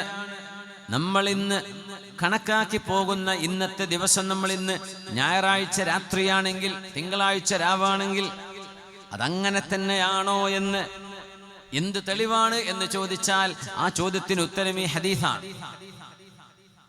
നാളെ തിങ്കളാഴ്ചയാണെന്നതിന് വല്ല തെളിവുണ്ടോ? ഉണ്ട്, നമുക്ക് തെളിവുണ്ട്. നമുക്ക് വിശ്വസിക്കാൻ നമ്മുടെ ഹബീബ് മതി സ്വല്ലല്ലാഹു അലൈഹി വസല്ലം. ഇത് ശഅബാൻ മാസം തന്നെയാണ്, വല്ല ഉറപ്പുണ്ടോ? അത് അങ്ങോട്ടും ഇങ്ങോട്ടൊക്കെ മാറിയിട്ടുണ്ടാവില്ലേ? മാറ്റിയിരുന്നു അറബികൾ ഒരു കാലത്ത്. മാസങ്ങളെ, ദിവസങ്ങളെ, ആഴ്ചകളൊക്കെ അങ്ങോട്ടും ഷഫിൾ ചെയ്തിരുന്നവര്. നബി നിങ്ങളിത് ചെയ്യരുത് എന്ന് പറഞ്ഞു. ഇന്നമൻ നസീഉ സിയാദത്തുൻ ഫിൽ കുഫ്ർ. അല്ലാഹു വെച്ച മാസങ്ങളുടെ ഓർഡറുകളെ തെറ്റിക്കരുത് എന്ന് പറഞ്ഞു. എന്നിട്ട് പരിശുദ്ധമായ ഹജ്ജ് നടക്കുമ്പോൾ റസൂലുള്ളാഹി സ്വല്ലല്ലാഹു അലൈഹി വസല്ലം തങ്ങൾ അറഫ മൈതാനത്ത് ജബലുർ റഹ്മയിൽ നിന്നുകൊണ്ട് പ്രഭാഷണം തുടങ്ങുകയാണ്. ഇന്നസ്സമാന ഖദ് ഇസ്തദാർ. കാലം, അതിന്റെ ചക്രം കഹൈഅതിഹി യൗമ ഖലഖസ് സമാവാതി വൽ അർദ്. ഭൂമിയെയും ചന്ദ്രനെയും സൂര്യനെയും നമ്മുടെ ഈ സൗരയൂഥത്തിൽ സ്ഥാപിച്ചിട്ട് മനുഷ്യവാസം നൽകിയത് മുതൽ, അതിന്റെ മുമ്പ് മുതൽ എങ്ങനെയാണോ കാലഗണനയെ പടച്ചവൻ നിർണയിച്ചത്, എങ്ങനെയാണോ മണിക്കൂറുകളും ദിവസങ്ങളും ആഴ്ചകളും മാസങ്ങളും വർഷങ്ങളുമായി പ്രപഞ്ചത്തെ പടച്ചവൻ ഒരുക്കി വെച്ചത്, അതേ സ്ട്രക്ചറിലേക്ക് കാലം, അതിന്റെ കറക്കം തിരിച്ചെത്തിയിരിക്കുന്നു. അൽ-യൗം, ഇന്നത്തെ ദിവസം. എന്നിട്ട് പറഞ്ഞു അസ്സന 12 ശഹ്റാ. ഒരു വർഷം എന്ന് പറയുന്നത് 12 മാസങ്ങളാണ്. മിൻഹാ അർബഅത്തുൻ ഹുറും. അതിൽ 4 പരിശുദ്ധമാണ്, പരിശുദ്ധമായ മാസങ്ങളാണ്. ദുൽഖഅദ വദുൽഹിജ്ജ വമുഹറം വറജബ് മുളർ അല്ലദീ ബൈന ജുമാദ വശഅബാൻ. ഷഅബാനിന്റെയും ജുമാദക്കിടയിലുമുള്ള റജബും പിന്നെ ദുൽഖഅദയും ദുൽഹിജ്ജയും മുഹറമും, ഇങ്ങനെ 4 മാസങ്ങൾ പവിത്രങ്ങളാണ്. ഒരു വർഷം 12 മാസങ്ങളാണ്. അല്ലാഹു എന്നാണോ ഈ പ്രപഞ്ചത്തെ സൃഷ്ടിച്ചത്, ആ തുടക്കത്തിൽ എങ്ങനെയാണോ ഉണ്ടായിരുന്നത്, അതേ കറക്കത്തിലേക്ക് ഇന്നത്തെ ദിവസം പ്രപഞ്ചം അതിന്റെ കറക്കം തിരിഞ്ഞെത്തിയിരിക്കുന്നു. ഇനി ആരും അത് മാറ്റരുത്. പ്രവാചകർ കൺഫേം ചെയ്തു വെച്ചു. പ്രവാചകർ സ്വല്ലല്ലാഹു അലൈഹി വസല്ലം തങ്ങൾ ഇതിനെ പ്രഖ്യാപിച്ചു. അതുകൊണ്ട് ഇന്നത്തെ ഈ ദിവസം ഇത് ഇങ്ങനെ തന്നെയാണ്. ഇതിന്റെ 10 വർഷം മുമ്പ്, 100 വർഷം മുമ്പ്, 1000 വർഷം മുമ്പ് എന്തായിരുന്നുവെന്ന് സംശയങ്ങൾ ഉണ്ടാകാം. എന്നാൽ ഇവിടം മുതൽ ഇനി ഖിയാമത്ത് നാൾ വരെ മനുഷ്യർ ദിവസങ്ങളെ, ആഴ്ചകളെ, മാസങ്ങളെ അല്ലാഹു കണക്കാക്കി ഈ കൃത്യമായ രീതിയിൽ മനുഷ്യർ കണക്കാക്കി പോരണം. കലണ്ടർ നിബിധങ്ങൾ സാക്ഷ്യപ്പെടുത്തി തന്നു സ്വല്ലല്ലാഹു അലൈഹി വസല്ലം. അത് വലിയൊരു സംശയമല്ലേ? നാളെ തിങ്കളാഴ്ച തന്നെയാണോ? തിങ്കളാഴ്ചക്ക് അറിയോ? നമ്മൾ പറയുന്നല്ലേ ഉള്ളൂ. ലോകത്തെല്ലായിടത്തും പറയുന്നു നാളെ തിങ്കളാഴ്ചയാണ്. എന്താ തെളിവ്? ആരാ അതിന് തെളിവ് പറയാൻ? ആർക്കും പറയാൻ പറ്റൂല. 17 ബില്യൺ കൊല്ലം മുമ്പ് അതുണ്ടായി, ആരും തിരുത്തൂല. അത് 17 ബില്യനായി, 17 അല്ല 16 ഉണ്ടായിട്ടുള്ളൂ. ആരും ഇല്ലല്ലോ അന്ന്. ആര് തിരുത്താൻ? ഡൈനോസറുകൾ ഉണ്ടായിരുന്നൊരു ഷേപ്പ് ഇന്നതായിരുന്നു. ആ ഡൈനോസറിന്റെ ഷേപ്പ് പൂച്ചനെ പോലെയൊന്നും ആരെങ്കിലും പറയാൻ പോവോ? ഇല്ല. അതാ ആരും കണ്ടിട്ടില്ല. ആരും ഇതിനെ നിഷേധിക്കാനും പോകുന്നില്ല, അംഗീകരിക്കാനും പോകുന്നില്ല. ആർക്കും വിളിച്ചു പറയാം. മനുഷ്യൻ ആക്സസ് ഇല്ലാത്തൊരു കാലഘട്ടത്തെയായി പറയുന്നത്. ഇത്രയായിരം ബില്യൺ കൊല്ലങ്ങൾക്ക് മുമ്പ് വിസ്ഫോടനം ഉണ്ടായി. ആ നമ്പറിന് ആരും തിരുത്താൻ പോവില്ല. എന്തിന് തിരുത്തിയിട്ട് എന്ത് കാര്യം? എന്ത് തെളിവാണ്? അവർക്കും തെളിവില്ല, നമുക്കും തെളിവില്ല. കാർബൺ ഡേറ്റിംഗ് എന്ന് പറയുന്നത് ഈ കാലഘട്ടത്തിന്റെ ഗണനയെ കണക്കാക്കുന്ന ഈ ഒരു ശാസ്ത്രീയ വശം എന്ന് പറയുന്നത് എത്ര കാലം വരെ അത് ആക്യുറേറ്റ് ആണ്, അതിനപ്പുറത്തേക്ക് അത് ആക്യുറേറ്റ് ആണെന്ന് നമുക്കറിയില്ല. പക്ഷേ പുണ്യനബി തങ്ങൾ പറഞ്ഞു, എന്നിട്ട് അവിടെ നിന്ന് ചോദിച്ചു, അയ്യു ഷഹരിൻ ഹാദാ, ഈ മാസമേതാണ്? ഖുൽനാ അല്ലാഹു വറസൂലുഹു അഅലം. സ്വഹാബികൾ വിചാരിച്ചു പരിശുദ്ധമായ ദുൽഹിജ്ജ മാസമാണത്, പക്ഷേ നബി ഞങ്ങൾ അതിനെ വേറൊരു പേരിട്ട് വിളിക്കുകയായിരിക്കുമോ? ഞങ്ങൾക്കറിയില്ല നബിയേ. അലൈസ ദുൽഹിജ്ജ, ഇത് ദുൽഹിജ്ജ മാസമല്ലയോ? ഖുൽനാ ബലാ, അതേ നബിയേ. അയ്യു ബലദിൻ ഹാദാ, ഈ നാടേതാണ്? ഇത് റസൂൽ ചോദിക്കുമ്പോൾ നമ്മൾ അറിയണം, ഹബീബിന്റെ മുമ്പിലിരിക്കുന്നത് 1,23,000 സ്വഹാബികളാണ്. എന്തായിരിക്കുമെന്നത്തെ അറഫ മൈതാനത്ത്, ആ ജബലുർ റഹ്മയുടെ ഇപ്പം നമ്മൾ കാണുന്ന ആളുകൾക്ക് നടക്കാനും ഒക്കെ കഴിയുന്ന ആ ഒരു മൈതാനത്ത് ഒരു പക്ഷേ 5,000 പേർക്ക് 10,000 പേർക്കൊക്കെ നിൽക്കാൻ പറ്റിയേക്കാം. 1,23,000 സ്വഹാബിമാർ ഹബീബിൻ്റെ ഈ സംസാരം ഒരു മൈക്കില്ലാതെ കേൾക്കുകയാണ്. അബ്ബാസ് റളിയല്ലാഹു അൻഹു ഒരു സൗണ്ട് സിസ്റ്റവുമില്ലാതെ സംസാരിച്ചാൽ 2.5 കിലോമീറ്റർ അപ്പുറത്തേക്ക് കേൾക്കാമായിരുന്ന ശബ്ദത്തിൻ്റെ ഉടമയായിരുന്നു ഹബീബിൻ്റെ എളാപ്പയായിരുന്ന അബ്ബാസ് ബിൻ അബ്ദുൽ മുത്തലിബ് റളിയല്ലാഹു അൻഹു. അവരൊരു മുബല്ലിഗ. വേറെയും സഹാബിമാർ ഹബീബ് പറയുന്നത് പിറകിലോട്ട് പറഞ്ഞു കൊടുക്കും. പിൻ ഡ്രോപ്പ് സൈലൻസ്, ഒരു മുട്ടുസൂചി വീണാൽ കേൾക്കാൻ കഴിയുന്ന നിശബ്ദതയിൽ സ്വഹാബിമാർ അന്ത്യപ്രവാചകരെ കേൾക്കുകയാണ് സ്വല്ലല്ലാഹു അലൈഹി വസല്ലം. ഇതേതാണ് നാട്? ഞങ്ങളെപ്പോഴും വിചാരിച്ചു ഈ നാടിന് അല്ലാഹുവിൻ്റെ ഹബീബ് വേറൊരു പേര് കൊടുക്കുന്നുണ്ടാകും. അലൈസത്തിൽ ബൽദത്തൽ ഹറാം, ഇത് പരിശുദ്ധമായ ഹറമിൻ്റെ പ്രദേശമല്ലയോ? ഖുൽനാ ബലാ, അതേ നബിയേ. ഫഅയ്യു യൗമിൻ ഹാദാ, ഈ ദിവസമേതാണ്? ഞങ്ങളും വിചാരിച്ചു ഇത് വേറെ ദിവസത്തിൻ്റെ പേര് വല്ലതും നബി തങ്ങൾ നിർദ്ദേശിക്കുകയാകുമോ? ഞങ്ങൾ നിശബ്ദരായിരുന്നു. അലൈസ യൗമൻ നഹർ, ഇത് പെരുന്നാൾ ദിവസമല്ലയോ? ദുൽഹിജ്ജ 10 അല്ലയോ?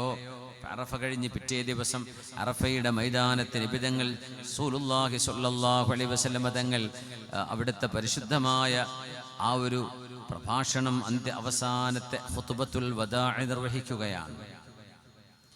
ഈ നാടേതാണ്? പരിശുദ്ധമായ ഹറം. ദിവസമേതാണ്? ബലിപെരുന്നാൾ ദിവസം. ഇബ്രാഹിം നബി അല്ലാഹുവിന് വലിയൊരു ത്യാഗം കാഴ്ചവെച്ച ദിവസം. മാസമേതാണ്? ദുൽഹിജ്ജ മാസം. ഇന്ന ദിമാഅക്കും, ഇനി പറയാനുള്ളതിൻ്റെ ആമുഖങ്ങളായിരുന്നു ഈ ചോദ്യങ്ങളൊക്കെ. ഇന്ന ദിമാഅക്കും വ അംവാലക്കും വ അഅറാദക്കും അലൈക്കും ഹറാം കഹുറുമതി യൗമിക്കും ഹാദാ ഫീ ഷഹരിക്കും ഹാദാ ഫീ ബലദിക്കും ഹാദാ. സ്വഹാബികളെ, നിങ്ങളറിയണം, ഇന്ന ദിമാഅക്കും, നിങ്ങൾ ഓരോരുത്തരുടെയും ശരീരം, നിങ്ങളുടെ രക്തം, വ അംവാലക്കും, നിങ്ങളുടെ സമ്പത്ത്, നിങ്ങളുടെ സമ്പാദ്യങ്ങൾ, വ അഅറാദക്കും, നിങ്ങളുടെ അഭിമാനം,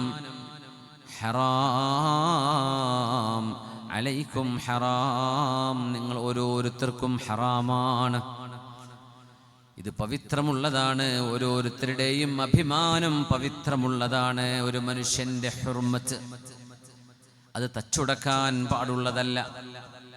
ഒരു മനുഷ്യന്റെ സമ്പത്ത് അയാളുടെ സമ്മതമില്ലാതെ, പൂർണ്ണ ത്വീബുൻ നഫ്സില്ലാതെ എടുക്കാൻ പാടുള്ളതല്ല. ഒരു മനുഷ്യനെയും ദേഹോപദ്രവം ചെയ്യാൻ അല്ലാഹു നിങ്ങൾക്ക് അധികാരമോ അവകാശമോ തന്നിട്ടില്ല. ആരുടെയും അഭിമാനമോ സമ്പത്തോ ശരീരമോ നിങ്ങൾ അതിക്രമിക്കരുത്.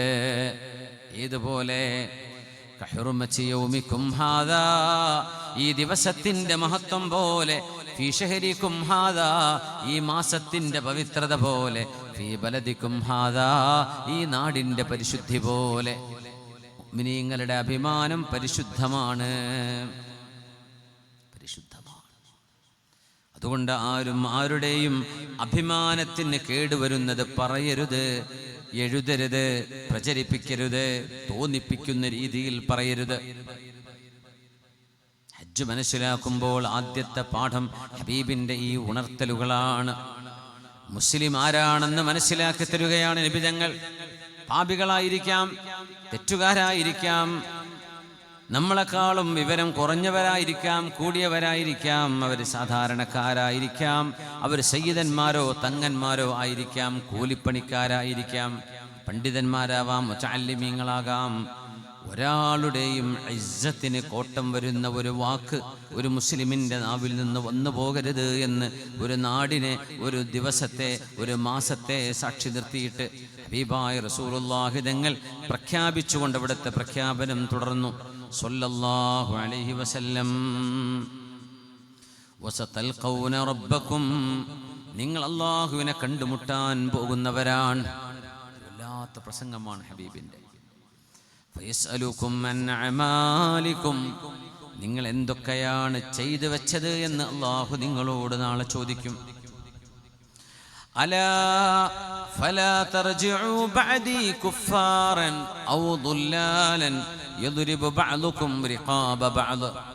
അതുകൊണ്ട് ഞാൻ ഇവിടുന്ന് മരിച്ചുപോയാൽ എൻ്റെ പിറകെ ഞാനില്ലാത്തൊരു സമയത്ത് നിങ്ങൾ പരസ്പരം തല്ലുകയോ പരസ്പരം അടിപിടി കൂടുകയോ കൊലപാതകം ചെയ്യുകയോ ചെയ്തിട്ട് വഴിതെറ്റിപ്പോകുന്നവരായി നിങ്ങളാരും മാറരുതേ. നിങ്ങൾ ചെയ്യുന്ന കർമ്മങ്ങളെക്കുറിച്ച് അല്ലാഹു നിങ്ങളോട് ചോദിക്കാൻ പോകുന്നു.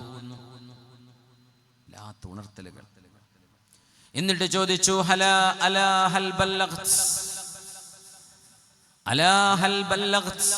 ഞാൻ പറഞ്ഞത് നിങ്ങൾ അറിഞ്ഞില്ലയോ? ഖുൽനാ, ഞങ്ങൾ പറഞ്ഞു, നഅം, അതേ നബിയേ. അല്ലാഹുമ്മ ഫഷ്ഹദ്, അല്ലാഹുവേ നീ ഇതിന് സാക്ഷിയാണ്. അല്ലാഹുമ്മ ഫഷ്ഹദ്, അല്ലാഹുമ്മ ഫഷ്ഹദ്. ഞാൻ എൻ്റെ ജനങ്ങളോട് പറഞ്ഞു കൊടുത്തിട്ടുണ്ട്, നിങ്ങൾ അടിപിടി കൂടരുത്, നിങ്ങൾ സംഘട്ടനമുണ്ടാക്കുന്ന വർത്തമാനങ്ങൾ പറയരുത്, വിഭജനങ്ങൾ ഉണ്ടാക്കരുത്. മനുഷ്യർക്ക് വ്യത്യസ്ത അഭിപ്രായങ്ങൾ ഉണ്ടാകാം, പക്ഷേ ഒരു ഒരുമയെ, ഒരു ഒത്തൊരുമയെ തകർക്കുന്ന രീതിയിൽ നിങ്ങൾ ആരും ചെയ്യരുത്. അത് തർക്കങ്ങളിലേക്ക് വരും, തർക്കങ്ങൾ പിന്നെ കൊലപാതകങ്ങളിലേക്ക് വരും. അതിനൊക്കെ കാരണമാകുന്നതോ നിങ്ങൾ മനുഷ്യന്റെ അഭിമാനം ഹനിക്കുന്നതാണ്, പരസ്പരം ചീത്ത വിളിക്കുന്നതാണ്, പരസ്പരം പരിഹസിക്കുന്ന വർത്തമാനങ്ങൾ പറയുന്നതാണ്. അത് സാധാരണക്കാര് പറയരുത്, പണ്ഡിതന്മാര് പറയരുത്, നേതാക്കന്മാര് പറയരുത്, മുതഅല്ലിമീങ്ങൾ പറയരുത്. അത് പറയുന്നത് കേൾക്കുക പോലും ചെയ്യാൻ പാടില്ലാത്തതാണ്. ഈ ഒരു മനുഷ്യത്വത്തിന്റെ ഏറ്റവും വലിയ ആദർശ പ്രഖ്യാപനം എന്ന് പറയുന്നത് ഈ വിളംബരമാണ്. മനുഷ്യന് നൽകിയ ഏറ്റവും വലിയ ആദരവ്. ഓരോ മനുഷ്യനും സ്വത്വമുണ്ട്, ഓരോ മനുഷ്യനും അഭിമാനമുണ്ട്. അവൻ ഏത് ജാതിയോ ഏത് തൊലിനിറമോ ആകട്ടെ, ഏത് രാജ്യക്കാരനോ ഏത് ഭാഷയോ സംസാരിക്കട്ടെ, അള്ളാഹുവിന്റെ മുമ്പിൽ അവരൊക്കെ അവന്റെ സൃഷ്ടികളാണ്. അള്ളാഹുവിന്റെ സൃഷ്ടികളൊക്കെ ശ്രേഷ്ഠന്മാരാണ്. അതുകൊണ്ട് ആരെയും വേദനിപ്പിക്കരുതേ. അലാ ഫലാ തർജിഉ ബഅദി കുഫാറൻ ഔ ദുല്ലാലൻ യദ്രിബു ബഅദുകും റിഖാബ ബഅദ്. നിങ്ങൾ പരസ്പരം അടിപിടി കൂടുന്നവരായി എൻ്റെ പിന്നിൽ മാറിപ്പോകരുത്. നമ്മളൊക്കെ ശ്രദ്ധിച്ച് മനസ്സിലാക്കുക.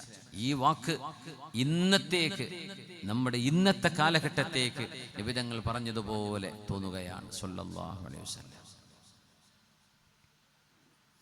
ഇസ്മഉ മിന്നി തഉ.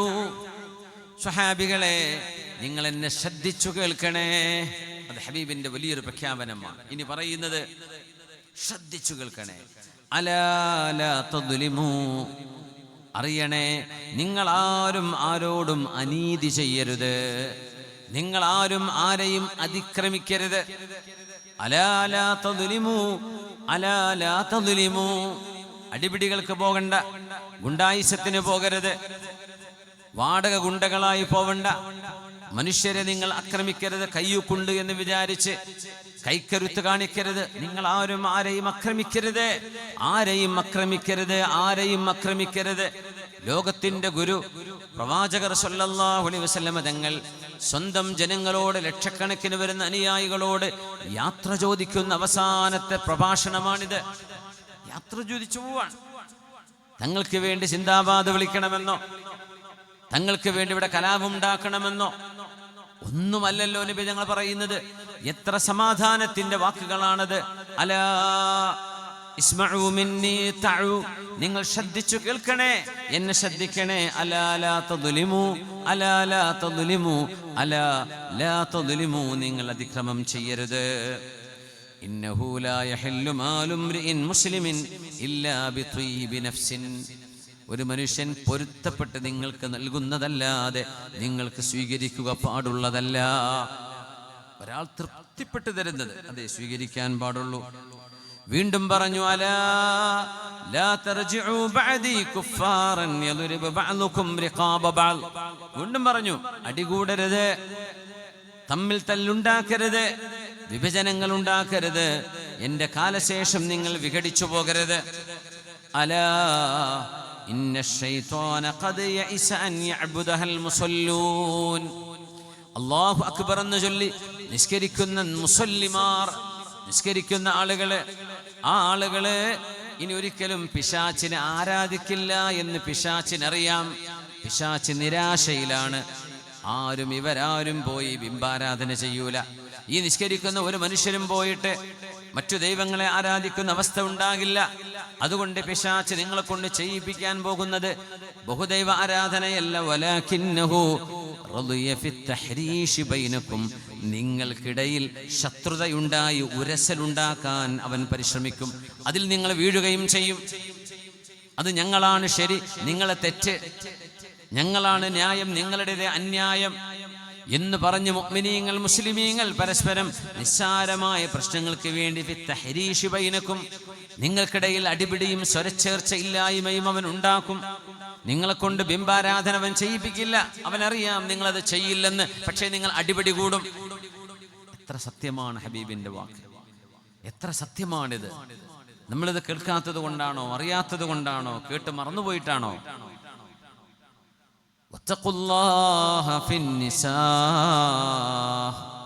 പിന്നെ പറഞ്ഞു നബി തങ്ങൾ, നിങ്ങളുടെ പെണ്ണുങ്ങളെ ശ്രദ്ധിക്കണേ, നിങ്ങളുടെ ഭാര്യമാരെ നിങ്ങൾ ശ്രദ്ധിക്കണേ. ഫഇന്നഹുന്ന ഇൻദകും അവാൻ, നിങ്ങളെ ആശ്രയിച്ചു ജീവിക്കുന്നവരാണ് നിങ്ങളുടെ ഭാര്യമാർ. അതുകൊണ്ട് നിങ്ങളവരെ ശ്രദ്ധിച്ച് കരുതലോടെ ആ ഭാര്യമാരെ ശ്രദ്ധയോടെ നിങ്ങൾ പരിപാലിച്ചു കൊണ്ടുവരണം. ആ പെണ്ണുങ്ങളെ നിങ്ങൾ ശ്രദ്ധിക്കണം. കാരണം അള്ളാഹുവിന്റെ നാമം ചൊല്ലിയുള്ള നിക്കാഹിലൂടെയാണ് നിങ്ങൾ ആ പെണ്ണിനെ സ്വീകരിച്ചിരിക്കുന്നത്. പടച്ചവനതിന് സാക്ഷിയാണ്. അള്ളാഹുവിന്റെ നാമത്തിൽ നിങ്ങൾ ഒരു കടുത്ത ഉടമ്പടിയിലാണ് അവിടെ ഒപ്പുവെച്ചിരിക്കുന്നത്. ആ ഉടമ്പടിയിൽ നിങ്ങൾ സ്വീകരിച്ച നിങ്ങളുടെ പെണ്ണുങ്ങൾ, നിങ്ങളുടെ സഹധർമ്മിണിമാർ, നിങ്ങളുടെ മക്കളുടെ ഉമ്മമാർ, നിങ്ങൾ അവരെ ശ്രദ്ധിക്കണേ, അവരെ ശ്രദ്ധിക്കണേ. ഇത് ദുൽഹിജ്ജയിലാണ് നബി നിങ്ങൾ പറയുന്നത്. ദുൽഹിജ്ജയിലെ 10ാമത്തെ ദിവസമാണിത്. ദുൽഹിജ്ജ അവസാനിച്ചു. അത് കഴിഞ്ഞാൽ മുഹറം, സഫർ, റബീഉൽ അവ്വൽ, 3 മാസമാണ് ഇനി ബാക്കിയുള്ളത് നബി തങ്ങൾക്ക് ലോകത്തോട് വിട പറയാൻ. 3 മാസം കഴിഞ്ഞപ്പോൾ ലോകത്തോട് വിട പറഞ്ഞ അന്ത്യപ്രവാചകർ ഈ പ്രഭാഷണം തുടങ്ങും മുമ്പ് ജനങ്ങളോട് പറഞ്ഞു, ജനങ്ങളെ ഒന്ന് ശ്രദ്ധിച്ചു കേൾക്കണേ. ലഅല്ലി ലാ അൽഖാകും ബഅദ ആമികും ഹാദാ ഫീ മഖാമി ഹാദാ. ഇതുപോലെ ഇനി ഒരു അറഫയിൽ ഇതുപോലെ നിങ്ങൾ ഓരോരുത്തരെയും ഒരിക്കലൂടെ ഞാൻ നിങ്ങൾ അഭിമുഖീകരിക്കാൻ ജീവിച്ചിരിപ്പുണ്ടാകുമെന്ന് എനിക്ക് തോന്നുന്നില്ല. അതുകൊണ്ട് ഇത് അന്ത്യപ്രഭാഷണമാണ്. ഇനി ഞാൻ നിങ്ങളുടെ മുമ്പിൽ ഇങ്ങനെ വന്ന് സംസാരിക്കണമെന്നില്ല. ഇനി ഒരിക്കലൂടെ എനിക്ക് നിങ്ങളെ കാണാൻ കഴിയുമെന്നും എനിക്ക് തോന്നുന്നില്ല.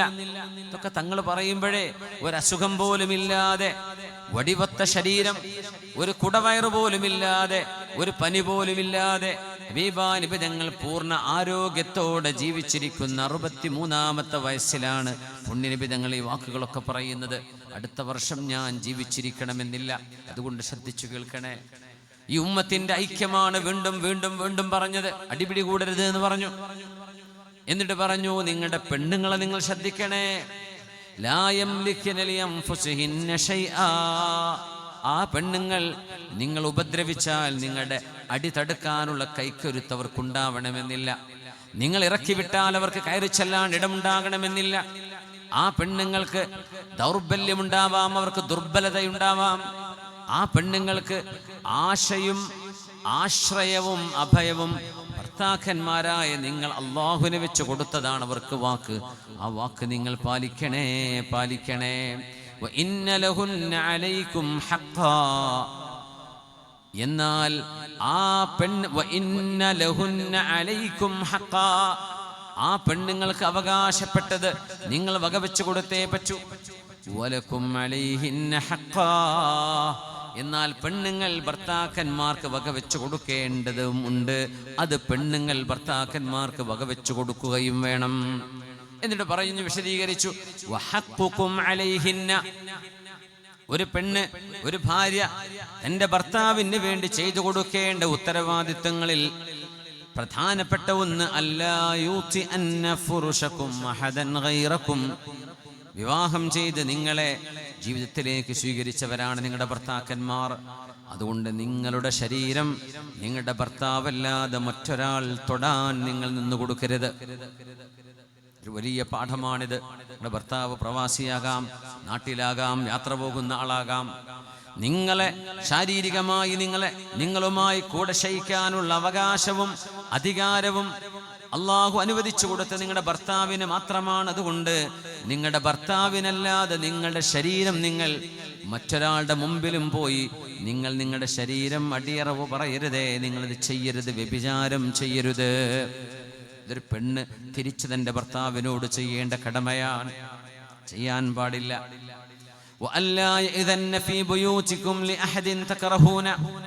തന്റെ ഭർത്താവ് ഉണ്ടാക്കിയ വീട്ടിലേക്ക് ആ ഭർത്താവ് ഇഷ്ടപ്പെടാത്ത ആളുകളെ നിങ്ങൾ അകത്തേക്ക് കയറ്റുകയും ചെയ്യരുത്. ഭർത്താവ് പറയാൻ, ആൾ വരുന്ന എനിക്ക് ഇഷ്ടമല്ല മോളെ, പിന്നെ നിങ്ങളായിട്ട് വാതിൽ തുറന്ന് കയറ്റാൻ പാടില്ല. അത് ഭർത്താവിന്റെ അവകാശമാണ്. അള്ളാഹുവിന് പൊരുത്തക്കേടുള്ള കാര്യം ഭർത്താവ് പറയാൻ പാടില്ല, അത് വേറെ വിഷയം. പക്ഷേ ഭർത്താവ് തൻ്റെ ഭാര്യയോട് ഇന്ന ആളുകൾ എൻ്റെ വീട്ടിലേക്ക് വരുന്നത് എനിക്കിഷ്ടമല്ലെന്ന് തൻ്റെ വീടിൻ്റെ ഉത്തരവാദിത്വം ഏൽപ്പിച്ചുകൊണ്ട്, ഭാര്യ ഏൽപ്പിച്ചുകൊണ്ട് പോകുമ്പോൾ ആ ഭർത്താവ് പാടില്ലെന്ന് പറഞ്ഞവരെ അവിടേക്ക് കയറ്റുകയും ചെയ്യരുത്. തൻ്റെ ശരീരം മറ്റൊരാൾ തൊടുന്ന അവസ്ഥയും ഒരു പെണ്ണുണ്ടാക്കി കൊടുക്കരുത്. എന്നിട്ട് നബി തങ്ങൾ പറയാണ്, യാ അയ്യുഹന്നാസ്, അറഫാ മരുഭൂമി അല്ല, ലോകത്തിന്റെ ചരിത്രത്തിന്റെ ഭൂമികയാകെ കൊടുമ്പിരി കൊണ്ട ത്രസിച്ചുപോയ അന്ത്യപ്രഭാഷണമാണിത്. ഖുത്ബത്തുൽ വിദാ. ഇത് മനുഷ്യാവകാശങ്ങളുടെ, കുടുംബങ്ങളുടെ, മനുഷ്യത്വത്തിന്റെ, മാനുഷികതയുടെ പ്രഖ്യാപനമാണ്. ഹ്യൂമൻ റൈറ്റ്സ് എന്നൊക്കെ നമ്മൾ ഇന്ന് പറയുമ്പോൾ യുണൈറ്റഡ് നേഷൻസിന്റെയും മറ്റും മനുഷ്യാവകാശ പ്രഖ്യാപനങ്ങൾ നമ്മൾ പറയാറുണ്ട്. അതിൻ്റെയൊക്കെ എത്രയോ വർഷങ്ങൾക്ക് മുമ്പ് ലോക മനുഷ്യരെ ഉദ്ധരിച്ച നബി ഞങ്ങൾ പറയുന്നത്, ലോക മനുഷ്യർ, വളരെ കോംപ്രഹെൻസീവായ ടേമുകളാണ് പ്രവാചകർ ഉപയോഗിക്കുന്നത് ഇവിടെ. മുസ്ലിമീങ്ങളോട് മാത്രമല്ല ഇത്. അതുകൊണ്ടാണ് യാ അയ്യുഹന്നാസ്, ഓ പീപ്പിൾ, ജനങ്ങളെ, ഇന്ന റബ്ബക്കും വാഹിദ്, ജനങ്ങളെ എന്ന് വിളിക്കുമ്പോൾ അതിൽ മുസ്ലിമുണ്ട്, അമുസ്ലിമുണ്ട്, അറബിയുണ്ട്, അനർബിയുണ്ട്, എല്ലാവരോടുമായി പറയാം. എന്തേ കാരണം എന്നറിയോ? പ്രവാചകർ മുസ്ലിമീങ്ങൾക്ക് മാത്രം വന്ന നബിയല്ല, പിന്നെയോ റഹ്മത്തൽ ലിൽ ആലമീൻ, ലോകത്തിന് കരുണയായി വന്ന റസൂലാണ് നമ്മുടെ ഹബീബ് സല്ലല്ലാഹു അലൈഹി വസല്ലം. ഇന്ന റബ്ബക്കും വാഹിദ്, നിങ്ങളുടെ രക്ഷിതാവായ പടച്ചതമ്പുരാൻ ഒരേ ഒരുത്തൻ മാത്രമാണ്. നിങ്ങൾ എവിടെ പോയി ഭൂമിയിൽ ഈ പ്രപഞ്ചത്തിൽ ജീവിച്ചിരിക്കെ എവിടെ നിങ്ങൾ ആരാധിക്കുകയാണെങ്കിലും നിങ്ങളുടെ ആരാധനയുടെയും പ്രാർത്ഥനയുടെയും ഉടമസ്ഥൻ ഏകനായ അല്ലാഹു ജല്ല ജലാലു മാത്രമാണ്. ഇന്ന റബ്ബക്കും വാഹിദ് വഅബാകും വാഹിദ്, നിങ്ങളാരും കുരങ്ങുകളിൽ നിന്നുണ്ടായതല്ല, നിങ്ങളുടെ പിതാവ് ഒരേ ഒരാളാണ്, ആദം അലൈഹിസ്സലാമാണ്, ചിമ്പാൻസികളല്ല. അലാ അറിയണേ, ലാ ഫളുല ലിഅറബിയ്യിൻ അലാ അജമിയ്യിൻ, അറബി അറിയുന്നവന് അറബി അറിയാത്തവനേക്കാളോ, അറബി അറിയാത്തവന് അറബിയേക്കാളോ സ്ഥാനമില്ല. വലാ ലി അസ്വദ അലാ അഹ്മറ, വെളുത്തവനേക്കാൾ കറുത്തവനോ കറുത്തവന് വെളുത്തവനേക്കാളോ ഒരു സ്ഥാനവുമില്ല. ഇല്ലാ ബിത്തഖ്വാ, അല്ലാഹുവിനെ ഭയപ്പെടുന്ന ആളുകൾക്ക് മാത്രമേ ഇവിടെ സ്ഥാനമുള്ളൂ.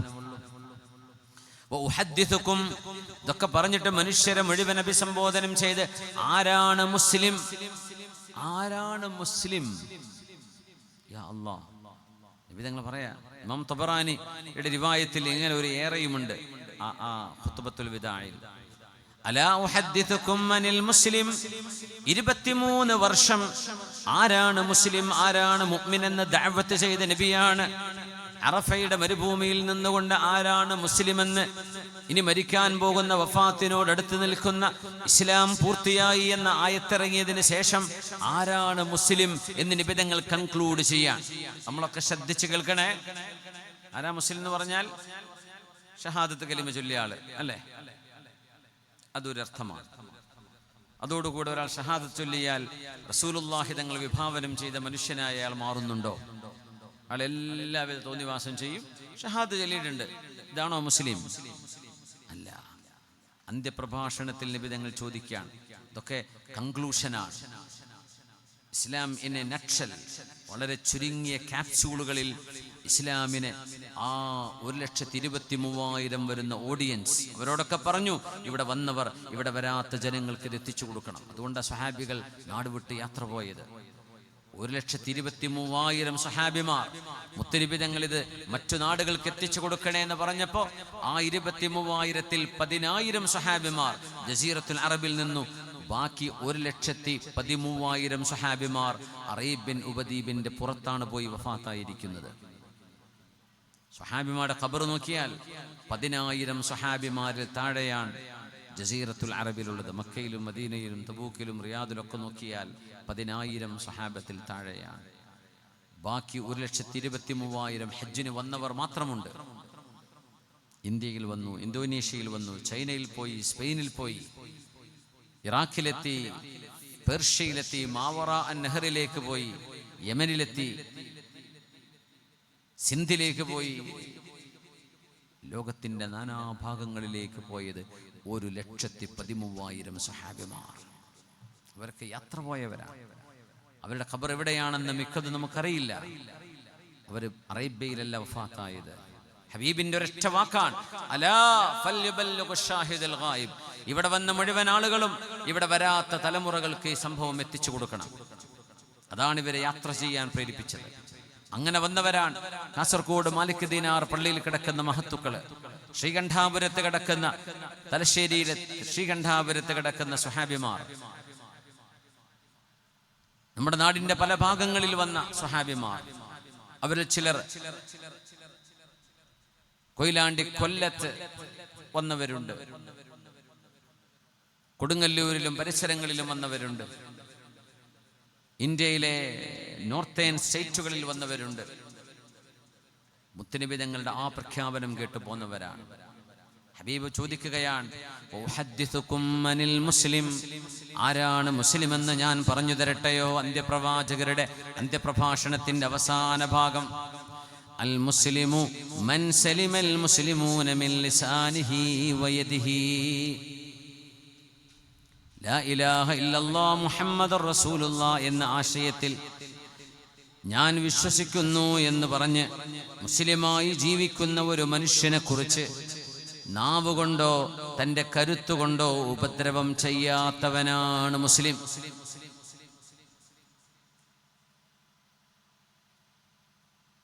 നാവുകൊണ്ട്, വയദിഹി സ്വാധീനം കൊണ്ട്, കരുത്തുകൊണ്ട്, കൈകൊണ്ട് ഉപദ്രവം ചെയ്യാത്തവൻ. ഒരു മുസ്ലിമിനും അവനിൽ നിന്നൊരു ഉപദ്രവം ഉണ്ടാവാൻ പാടില്ല. ഒരു മനുഷ്യർക്കും ഉണ്ടാകരുത്, ഒരു മുഅ്മിനെ പ്രത്യേകിച്ചു. മേക്കെട്ട് കയറാൻ ആരും കിട്ടുന്നില്ല. ഇപ്പൊ കിട്ടുന്ന മുഅ്മിനീങ്ങളൊക്കെ മേക്കെട്ട് കയറാൻ, അതിൽ തങ്ങന്മാരുണ്ടാവും, ഉസ്താദുമാരുണ്ടാവും, സാധാരണക്കാരുണ്ടാകും, പണ്ഡിതന്മാരുണ്ടാകും. മുസ്ലിം എന്ന കാറ്റഗറിയിൽ നിന്ന് പുറത്തു പോകും. നമ്മൾ ആലോചിക്കേണ്ടത് ഗൗരവമാണ്. സുന്നത്തെ ജമാഅത്തൊക്കെ പിന്നെ ബാക്കിലേ വരുള്ളൂ. ആദ്യം കിട്ടേണ്ടത് ഇസ്ലാമാണ്. ഇസ്ലാം നഷ്ടപ്പെട്ടു കഴിഞ്ഞാൽ, ആ ലേബിൾ നഷ്ടപ്പെട്ടു കഴിഞ്ഞാൽ പിന്നെ എന്താ ഉണ്ടാവുക? അതുകൊണ്ട് നമ്മുടെ വാക്കുകൾ ശ്രദ്ധിക്കണം, നമ്മുടെ എഴുത്തുകൾ ശ്രദ്ധിക്കണം. പഴിചാരലുകളും ആക്ഷേപങ്ങളും ഇകഴ്ത്തലുകളും കളിയാക്കലുകളും മുസ്ലിം നിർത്തണം. അതിന് മുതിർന്നവർ വഴി കാണിക്കുന്നവരായി മാറണം. പണ്ഡിതന്മാർ ആ ഒരു ദൗത്യം ഇവിടെ നിർവഹിക്കണം. സാധാരണക്കാരെക്കാളും പണ്ഡിതന്മാർ അധപ്പതിച്ചു പോകരുത്. വിവരമുള്ള ആളുകൾ അധിപതിച്ചു പോകരുത്. മുതഅല്ലിമീങ്ങൾ അത് പതിച്ചു പോകരുത്. ദീൻ എന്ന് പറയുന്നത് ഒരു അമാനത്താണ്. ഒരു തലപ്പാവ് എന്ന് പറയുന്നത് ഒരു വെള്ള കഷ്ണം മാത്രമല്ല. തലപ്പാവ് എന്ന് പറയുന്നത് ഒരു അമാനത്തിന്റെ അടയാളമാണ്. ആ അമാനത്ത് അറിയില്ലെങ്കിൽ അത് താഴെ വെക്കണം. അൽ മുസ്ലിമു മൻ സലിമൽ മുസ്ലിമൂന മിൻ ലിസാനിഹി വയദിഹി. ഒരു മുസ്ലിമിന് പോലും നിങ്ങളുടെ നാവ് കൊണ്ടോ നിങ്ങളുടെ സ്വാധീനവും നിങ്ങളുടെ കരുത്തും കൊണ്ടോ നിങ്ങളുടെ എഴുത്തുകൊണ്ടോ ഒരു മുസ്ലിമിന് വേദനിക്കാൻ പാടില്ല. അന്യായം ചെയ്യരുത്, ഇകഴ്ത്തലുകൾ ഉണ്ടാകരുത്, അഭിമാനം ഇടിച്ചു തകർക്കുന്ന വാക്കുകൾ പറയരുത്. പുണ്യനബി തങ്ങളുടെ അറഫ പ്രഭാഷണമാണിത്. അവസാനത്തെ വിടവാങ്ങൽ പ്രസംഗമാണിത്. 23 വർഷത്തെ ദഅവത്ത് കഴിഞ്ഞിട്ട് പുണ്യനബി ചോദിച്ചു, ആരാണ് മുഅ്മിൻ എന്ന് ഞാൻ പറഞ്ഞു തരട്ടെയോ? അൽ മുഅ്മിനു മൻ അമിനഹുന്നാസ് അലാ അംവാലിഹിം വ അൻഫുസിഹിം. ഒരു മുഅ്മിൻ എന്ന് പറയുന്നത് മറ്റു ജനങ്ങൾക്കെല്ലാം ആ മനുഷ്യനിൽ നിന്ന് ഈ ജനങ്ങളുടെ സമ്പത്തിനോ ശരീരത്തിനോ ഒരു ഉപദ്രവവും ഉണ്ടാവുകയില്ലെന്ന് ആരെക്കുറിച്ചാണോ നിങ്ങൾക്ക് സുരക്ഷ തോന്നുന്നത്, അയാളാണ് മുഅ്മിൻ. ഒരു വ്യക്തി, ആ മനുഷ്യൻ എൻ്റെ സമ്പത്തോ എൻ്റെ ശരീരമോ എൻ്റെ അഭിമാനമോ ഹനിക്കുകയില്ലെന്ന് അയാളെക്കുറിച്ച് നിങ്ങൾക്ക് ബോധ്യമുണ്ടെങ്കിൽ ആ മനുഷ്യനെ നിങ്ങൾക്ക് മുഅ്മിൻ എന്ന് വിളിക്കാം. നമ്മളാരും ആരുടെയും ശരീരത്തിനോ അഭിമാനത്തിനോ സമ്പത്തിനോ കളങ്കമുണ്ടാക്കുന്നത് ചെയ്യരുത്, പറയരുത്.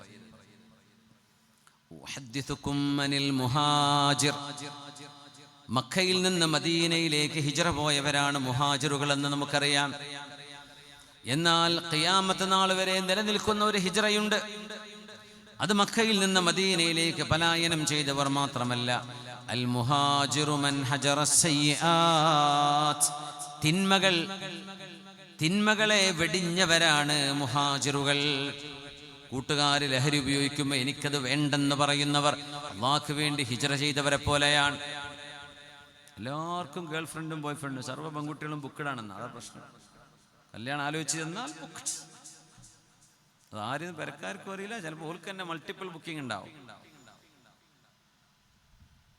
എനിക്കത് വേണ്ട, എനിക്ക് ഹലാലിലൂടെ അള്ളാഹു അനുവദിക്കുന്ന എൻ്റെ മാതാപിതാക്കളുടെ പൊരുത്തത്തോടെ എൻ്റെ ജീവിതത്തിലേക്ക് വരുന്നൊരു ഭർത്താവാണ് എൻ്റെ ബോയ് ഫ്രണ്ടും എൻ്റെ ഫ്രണ്ടും എൻ്റെ കാമുകനും എൻ്റെ ഭർത്താവായിരിക്കണം എന്നാഗ്രഹിക്കുന്നൊരു പെൺകുട്ടി ഹിജ്റ ചെയ്തവളെ പോലെയാണ്. ആൺകുട്ടികൾ അങ്ങനെയാണ്. ഇഷ്ടംപോലെ ഫ്രണ്ട്സ്, 1, 2, 3, 4, 10 എല്ലാവർക്കും ഐ ലവ് യു മെസ്സേജുകൾ. എൻ്റെ കൂട്ടുകാരൊക്കെ അത് ചെയ്യുമ്പോൾ എനിക്ക് അല്ലാഹു ഹലാലിയോട് അനുവദിച്ചത് മാത്രമേ എനിക്ക് വേണ്ടൂ എന്ന് പറയുന്ന ഒരു ചെറുപ്പക്കാരൻ ഹിജ്റ ചെയ്തവനെ പോലെയാണ്. അൽ മുഹാജിറു മൻ ഹജറ സയ്യിആത്ത്. വഞ്ചനയും നുണപറയലും പരിഹാസവും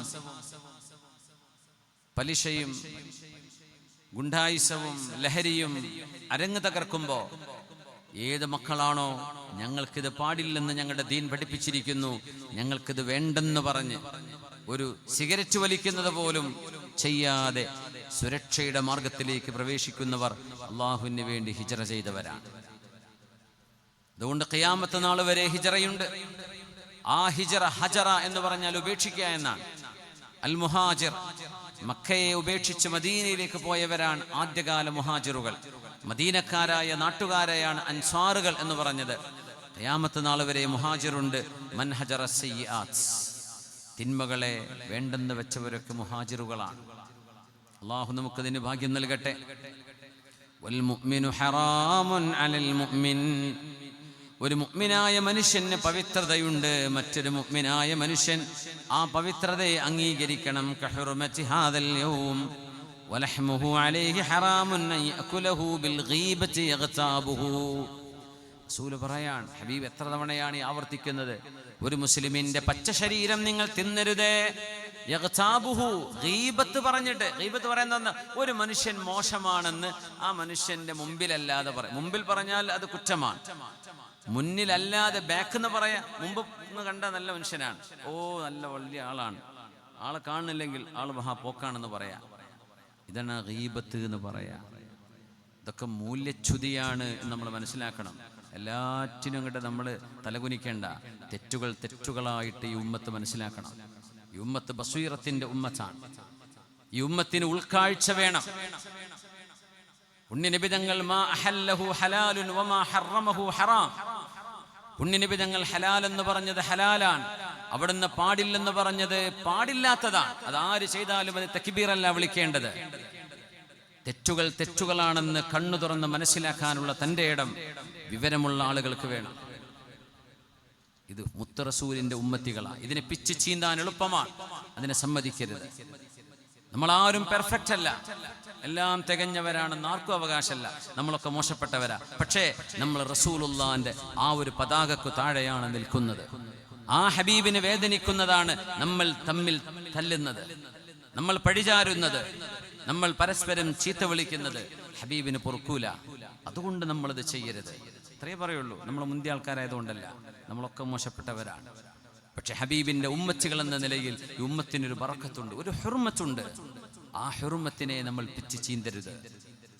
പുണ്യനബി ഞങ്ങൾ പറയാ, ഗീബത്ത് പറഞ്ഞുകൊണ്ട് നിങ്ങൾ ഒരു മുസ്ലിമിന്റെ ശരീരം തിന്നരുതേ.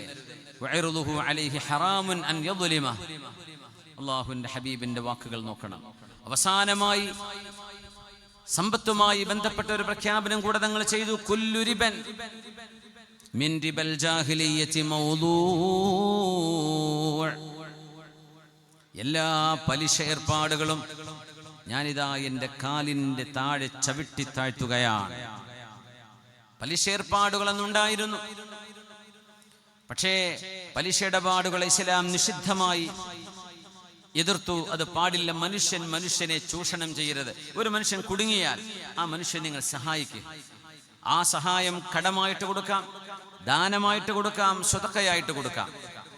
ആ ദാനം നിങ്ങൾ ഒരു കടമായിട്ടാണ് കൊടുത്തതെങ്കിൽ ആ കടം തിരിച്ചു കിട്ടുന്നത് വരെ നിങ്ങൾ ആ ചെയ്ത എമൗണ്ട്, കൊടുത്ത എമൗണ്ട് ഓരോ ദിവസവും ദാനം ചെയ്ത കൂലി അള്ളാഹു നിങ്ങൾക്ക് തരും. പിന്നെ വാങ്ങിക്കുന്നവൻ തിരിച്ചു കൊടുക്കണമെന്ന ഉദ്ദേശത്തോടെയും നിയ്യത്തോടെയും മാത്രം വാങ്ങിച്ചാൽ മതി. പലിശക്ക് കൊടുക്കരുത്, പലിശക്ക് വാങ്ങിക്കരുത്. നിർബന്ധിതാവസ്ഥയിൽ ചില ആളുകൾക്ക് പലിശക്ക് വാങ്ങിക്കേണ്ടി വന്നേക്കാം. അതവരും പടച്ചവനും അറിയുന്ന വിഷയമാ. പക്ഷെ കൊടുക്കുന്ന ഒരു മനുഷ്യൻ ചെയ്യുന്ന കുറ്റം ഭയാനകമായ കുറ്റമാണ്.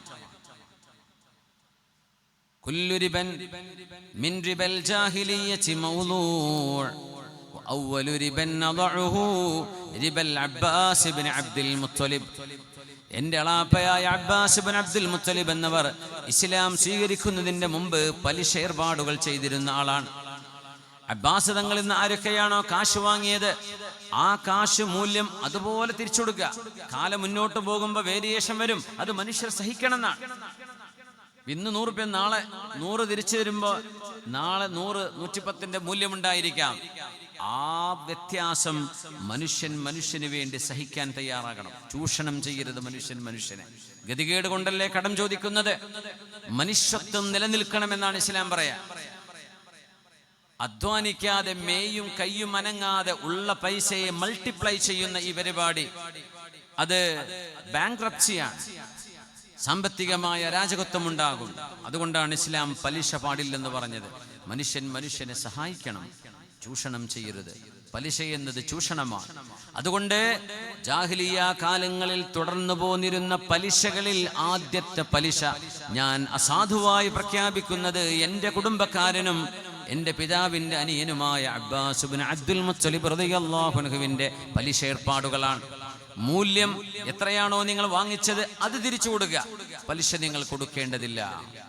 നിങ്ങളാരും ഇതുവരെ ചെയ്ത ഏർപ്പാടുകളിൽ നിങ്ങളുടെ മൂലധനം നിങ്ങൾക്ക് തിരിച്ചു വാങ്ങിക്കാം. എന്നാൽ 1 കൊല്ലം കഴിഞ്ഞാൽ ഇത്ര ശതമാനം കൂടുതൽ, 10 കൊല്ലം കഴിഞ്ഞാൽ ഇത്ര കൂടുതൽ, ഇങ്ങനെ പറഞ്ഞ് മനുഷ്യന്റെ കിടപ്പാടങ്ങൾ നഷ്ടപ്പെട്ടു പോകുന്ന ബാങ്കുകളിൽ കൊണ്ടുപോയി വെച്ചതിന്റെ പേരിൽ ഒന്ന് ഉറങ്ങാൻ പറ്റാത്ത എത്ര വീട്ടുകാർ നമ്മുടെ നാടുകളിലുണ്ട്. 2 ലക്ഷം രൂപയായിരിക്കും വാങ്ങിയിട്ടുണ്ടാവുക.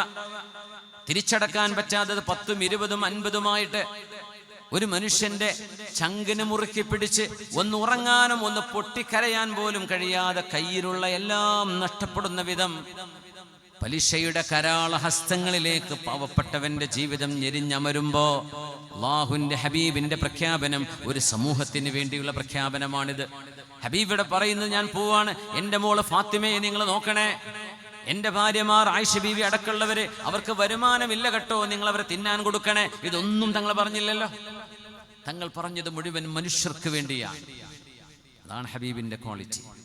മനുഷ്യർക്ക് വേണ്ടിയാണ് ഹബീബി പറഞ്ഞ വാക്കുകളൊക്കെ സ്വല്ലല്ലാഹു അലൈഹി വസല്ലം. അങ്ങനെ ഒരു അന്ത്യപ്രഭാഷണം ചെയ്തുകൊണ്ടാണ് അറഫാ മരുഭൂമിയിൽ ബിസ്മില്ലാഹിർ റഹ്മാനിർ റഹീം اليوم أكملت لكم دينكم وأتممت عليكم نعمتي ورضيت لكم الإسلام دينا. ഇസ്ലാം നിങ്ങൾക്ക് പരിപൂർണമാക്കി തന്നിരിക്കുന്നു, എൻ്റെ അനുഗ്രഹം നിങ്ങൾക്ക് മേൽ ഞാൻ സമ്പൂർണമാക്കി തന്നിരിക്കുന്നു. വറദീതു ലക്കുമുൽ ഇസ്ലാമ ദീന, ഇസ്ലാമിനെ ദീനായി നിങ്ങൾക്ക് ഞാൻ പൊരുത്തപ്പെട്ടു തന്നിരിക്കുന്നു. അതുകൊണ്ട് നമുക്ക് ഇസ്ലാം അനുവദിച്ചത് നമുക്ക് ഗുണമുള്ളത് തന്നെയാണ്. ഇസ്ലാം നമ്മളോട് വേണ്ടെന്ന് പറഞ്ഞത് നമുക്കും സമൂഹത്തിനും ഉപദ്രവമുള്ള കാര്യങ്ങൾ മാത്രമാണ്. ഇത് മനസ്സിലാക്കാൻ എന്താ പ്രയാസമുള്ളത്? ആ ദീൻ മൻ റദിയ ബില്ലാഹി റബ്ബ, അല്ലാഹുവിന്റെ റബ്ബാണെന്ന് പൊരുത്തപ്പെടുകയും വബിൽ ഇസ്ലാമി ദീന, ഇസ്ലാം ദീനാണെന്ന്, വബി മുഹമ്മദിൻ നബിയ, പുണ്യ നബി തങ്ങൾ നമ്മുടെ റസൂലാണെന്ന് പൊരുത്തപ്പെടുകയും ചെയ്താൽ ഒരു മനുഷ്യന് ഈമാനിന്റെ മധുരമറിയുമെന്ന് മഹാനായ റസൂലുള്ളാഹി സ്വല്ലല്ലാഹു അലൈഹി വസല്ലം. അള്ളാഹു അനുഗ്രഹിക്കട്ടെ. അള്ളാഹു നമുക്ക് വിശുദ്ധ കഅബാലയം, വിശുദ്ധ ഹജ്ജ്, അതുപോലെ ഉംറയും പുണ്യനബി തങ്ങളുടെ പരിശുദ്ധ സിയാറത്തും ചെയ്യാനുള്ള ഭാഗ്യം അള്ളാഹു നമുക്ക് നൽകട്ടെ. ഈ വർഷം ഹജ്ജിന് പോകാൻ ആഗ്രഹിക്കുന്ന ആളുകൾ ഈ സദസ്സിൽ വന്നിരിക്കുന്നവരിൽ ഉണ്ടാകാം.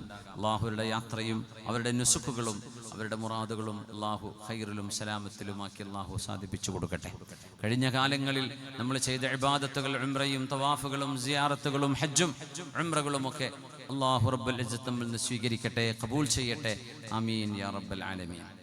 സമയം 11 മണിയായി. നമ്മൾ 9 മണിക്കല്ലേ തുടങ്ങിയത്, അപ്പോൾ 2 മണിക്കൂറായി. അപ്പോൾ സമയം മതി, കൂടുതൽ വേണ്ട. എനിക്കും 1 മണിയാകുമ്പോഴേക്ക് എയർപോർട്ടിലേക്ക് എത്തണം. ജസാക്കുമുല്ലാഹു ഖൈറ. പി ടി അബ്ദുറഹ്മാൻ സാഹിബ് ഇപ്പോൾ ഇവിടെ എത്തിയില്ല. ഇവിടെ മോൾക്ക് ഒരു അസുഖമായിട്ട് ട്രീറ്റ്മെൻറ്റുമായി ബന്ധപ്പെട്ട് അദ്ദേഹം വല്ലപ്പം ബിസിയായി പോയി എന്നറിഞ്ഞിരുന്നു. അള്ളാഹുവരുടെ മോൾക്ക് പരിപൂർണമായി ശിഫ നൽകട്ടെ. ദുബൈയിലെ ഇന്ത്യൻ ഇസ്ലാമിക് സെൻറ്ററിൻ്റെ പ്രഗത്ഭനായ നേതാവാണ്, അതിൻ്റെ ചെയർമാനാണ്. അദ്ദേഹത്തിൻ്റെ ഒരുപാട് പ്രവർത്തനങ്ങൾ ദുബൈയിലും മറ്റു പ്രദേശങ്ങളിലുമൊക്കെ അനുഭവിക്കാൻ അറിയാനും സാധിച്ചിട്ടുള്ള ഒരാളെന്ന നിലയിൽ അദ്ദേഹം അടക്കമുള്ള ആളുകൾ നേതൃത്വം നൽകുന്ന ഈ പ്രസ്ഥാനം, ഇവിടുത്തെ ദാറുൽ ഖുർആൻ, ഈ സ്ഥാപനത്തിന് അല്ലാഹു എന്നുമെന്നും ഉയർച്ചയും വളർച്ചയും ഉന്നതിയും ബറക്കത്തും നിഅമത്തും അല്ലാഹു ഏറ്റി കൊടുക്കട്ടെ. അവരുടെയൊക്കെ പരിശ്രമങ്ങൾ അല്ലാഹു സ്വീകരിക്കട്ടെ. ഇവിടെ ഹിഫ്ളിന് പഠിക്കുന്ന വിദ്യാർത്ഥികൾ, അവർക്ക് അവർ 50 മക്കളാണ് ഇവിടെ പഠിച്ചുകൊണ്ടിരിക്കുന്നത്. ഒരു വിദ്യാർത്ഥിക്ക് ഒരു വർഷം ഹിഫ്ള് ചെയ്ത് ദീൻ പഠിച്ച് ഒരു വർഷം അവരിവിടെ ജീവിക്കുമ്പോഴേക്കും ഒരു കുട്ടിക്ക് വേണ്ടി ചെലവഴിക്കപ്പെടുന്നത് 96,000 രൂപയാണ്. ഒരു ദിവസം ഈ സ്ഥാപനത്തിന് 10,000 രൂപ വേണം ഒരു ദിവസം നടന്നു പോകാൻ. അതുകൊണ്ട് നിങ്ങളെല്ലാവരും നിങ്ങളുടെ സമ്പാദ്യങ്ങളിൽ എന്തെങ്കിലും ഒരു ചെറുത് വലുത് നമ്മളെ കൊണ്ട് കഴിയുന്നത് ഈ മഹത്തായ ദാറുൽ ഖുർആനിന് വേണ്ടി മാറ്റിവെക്കണം.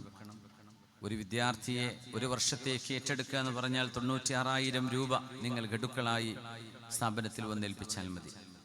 കഴിയുന്ന ആളുകൾ ആ വിഷയം ഏറ്റെടുക്കണം. നമ്മുടെ മക്കളുടെ ഈ പഠനം ദീനിന് വേണ്ടി നമ്മൾ ചെയ്യുന്ന ഒരു ദൗത്യം നമുക്ക് പകരം നമ്മുടെ മക്കൾ ചെയ്യുകയാണ്. നമുക്ക് ജോലിക്ക് പോകണം, നമുക്ക് ഇവിടെ ഇരുന്ന് പഠിച്ചിരിക്കാൻ സമയമില്ല, നമ്മുടെ ആ പ്രായം കഴിഞ്ഞു, ഉത്തരവാദിത്തങ്ങളായി. അപ്പോൾ അതിന് പകരം ഈ ഉമ്മത്തിൻ്റെ പ്രതിനിധികളായി നമ്മുടെ മക്കൾ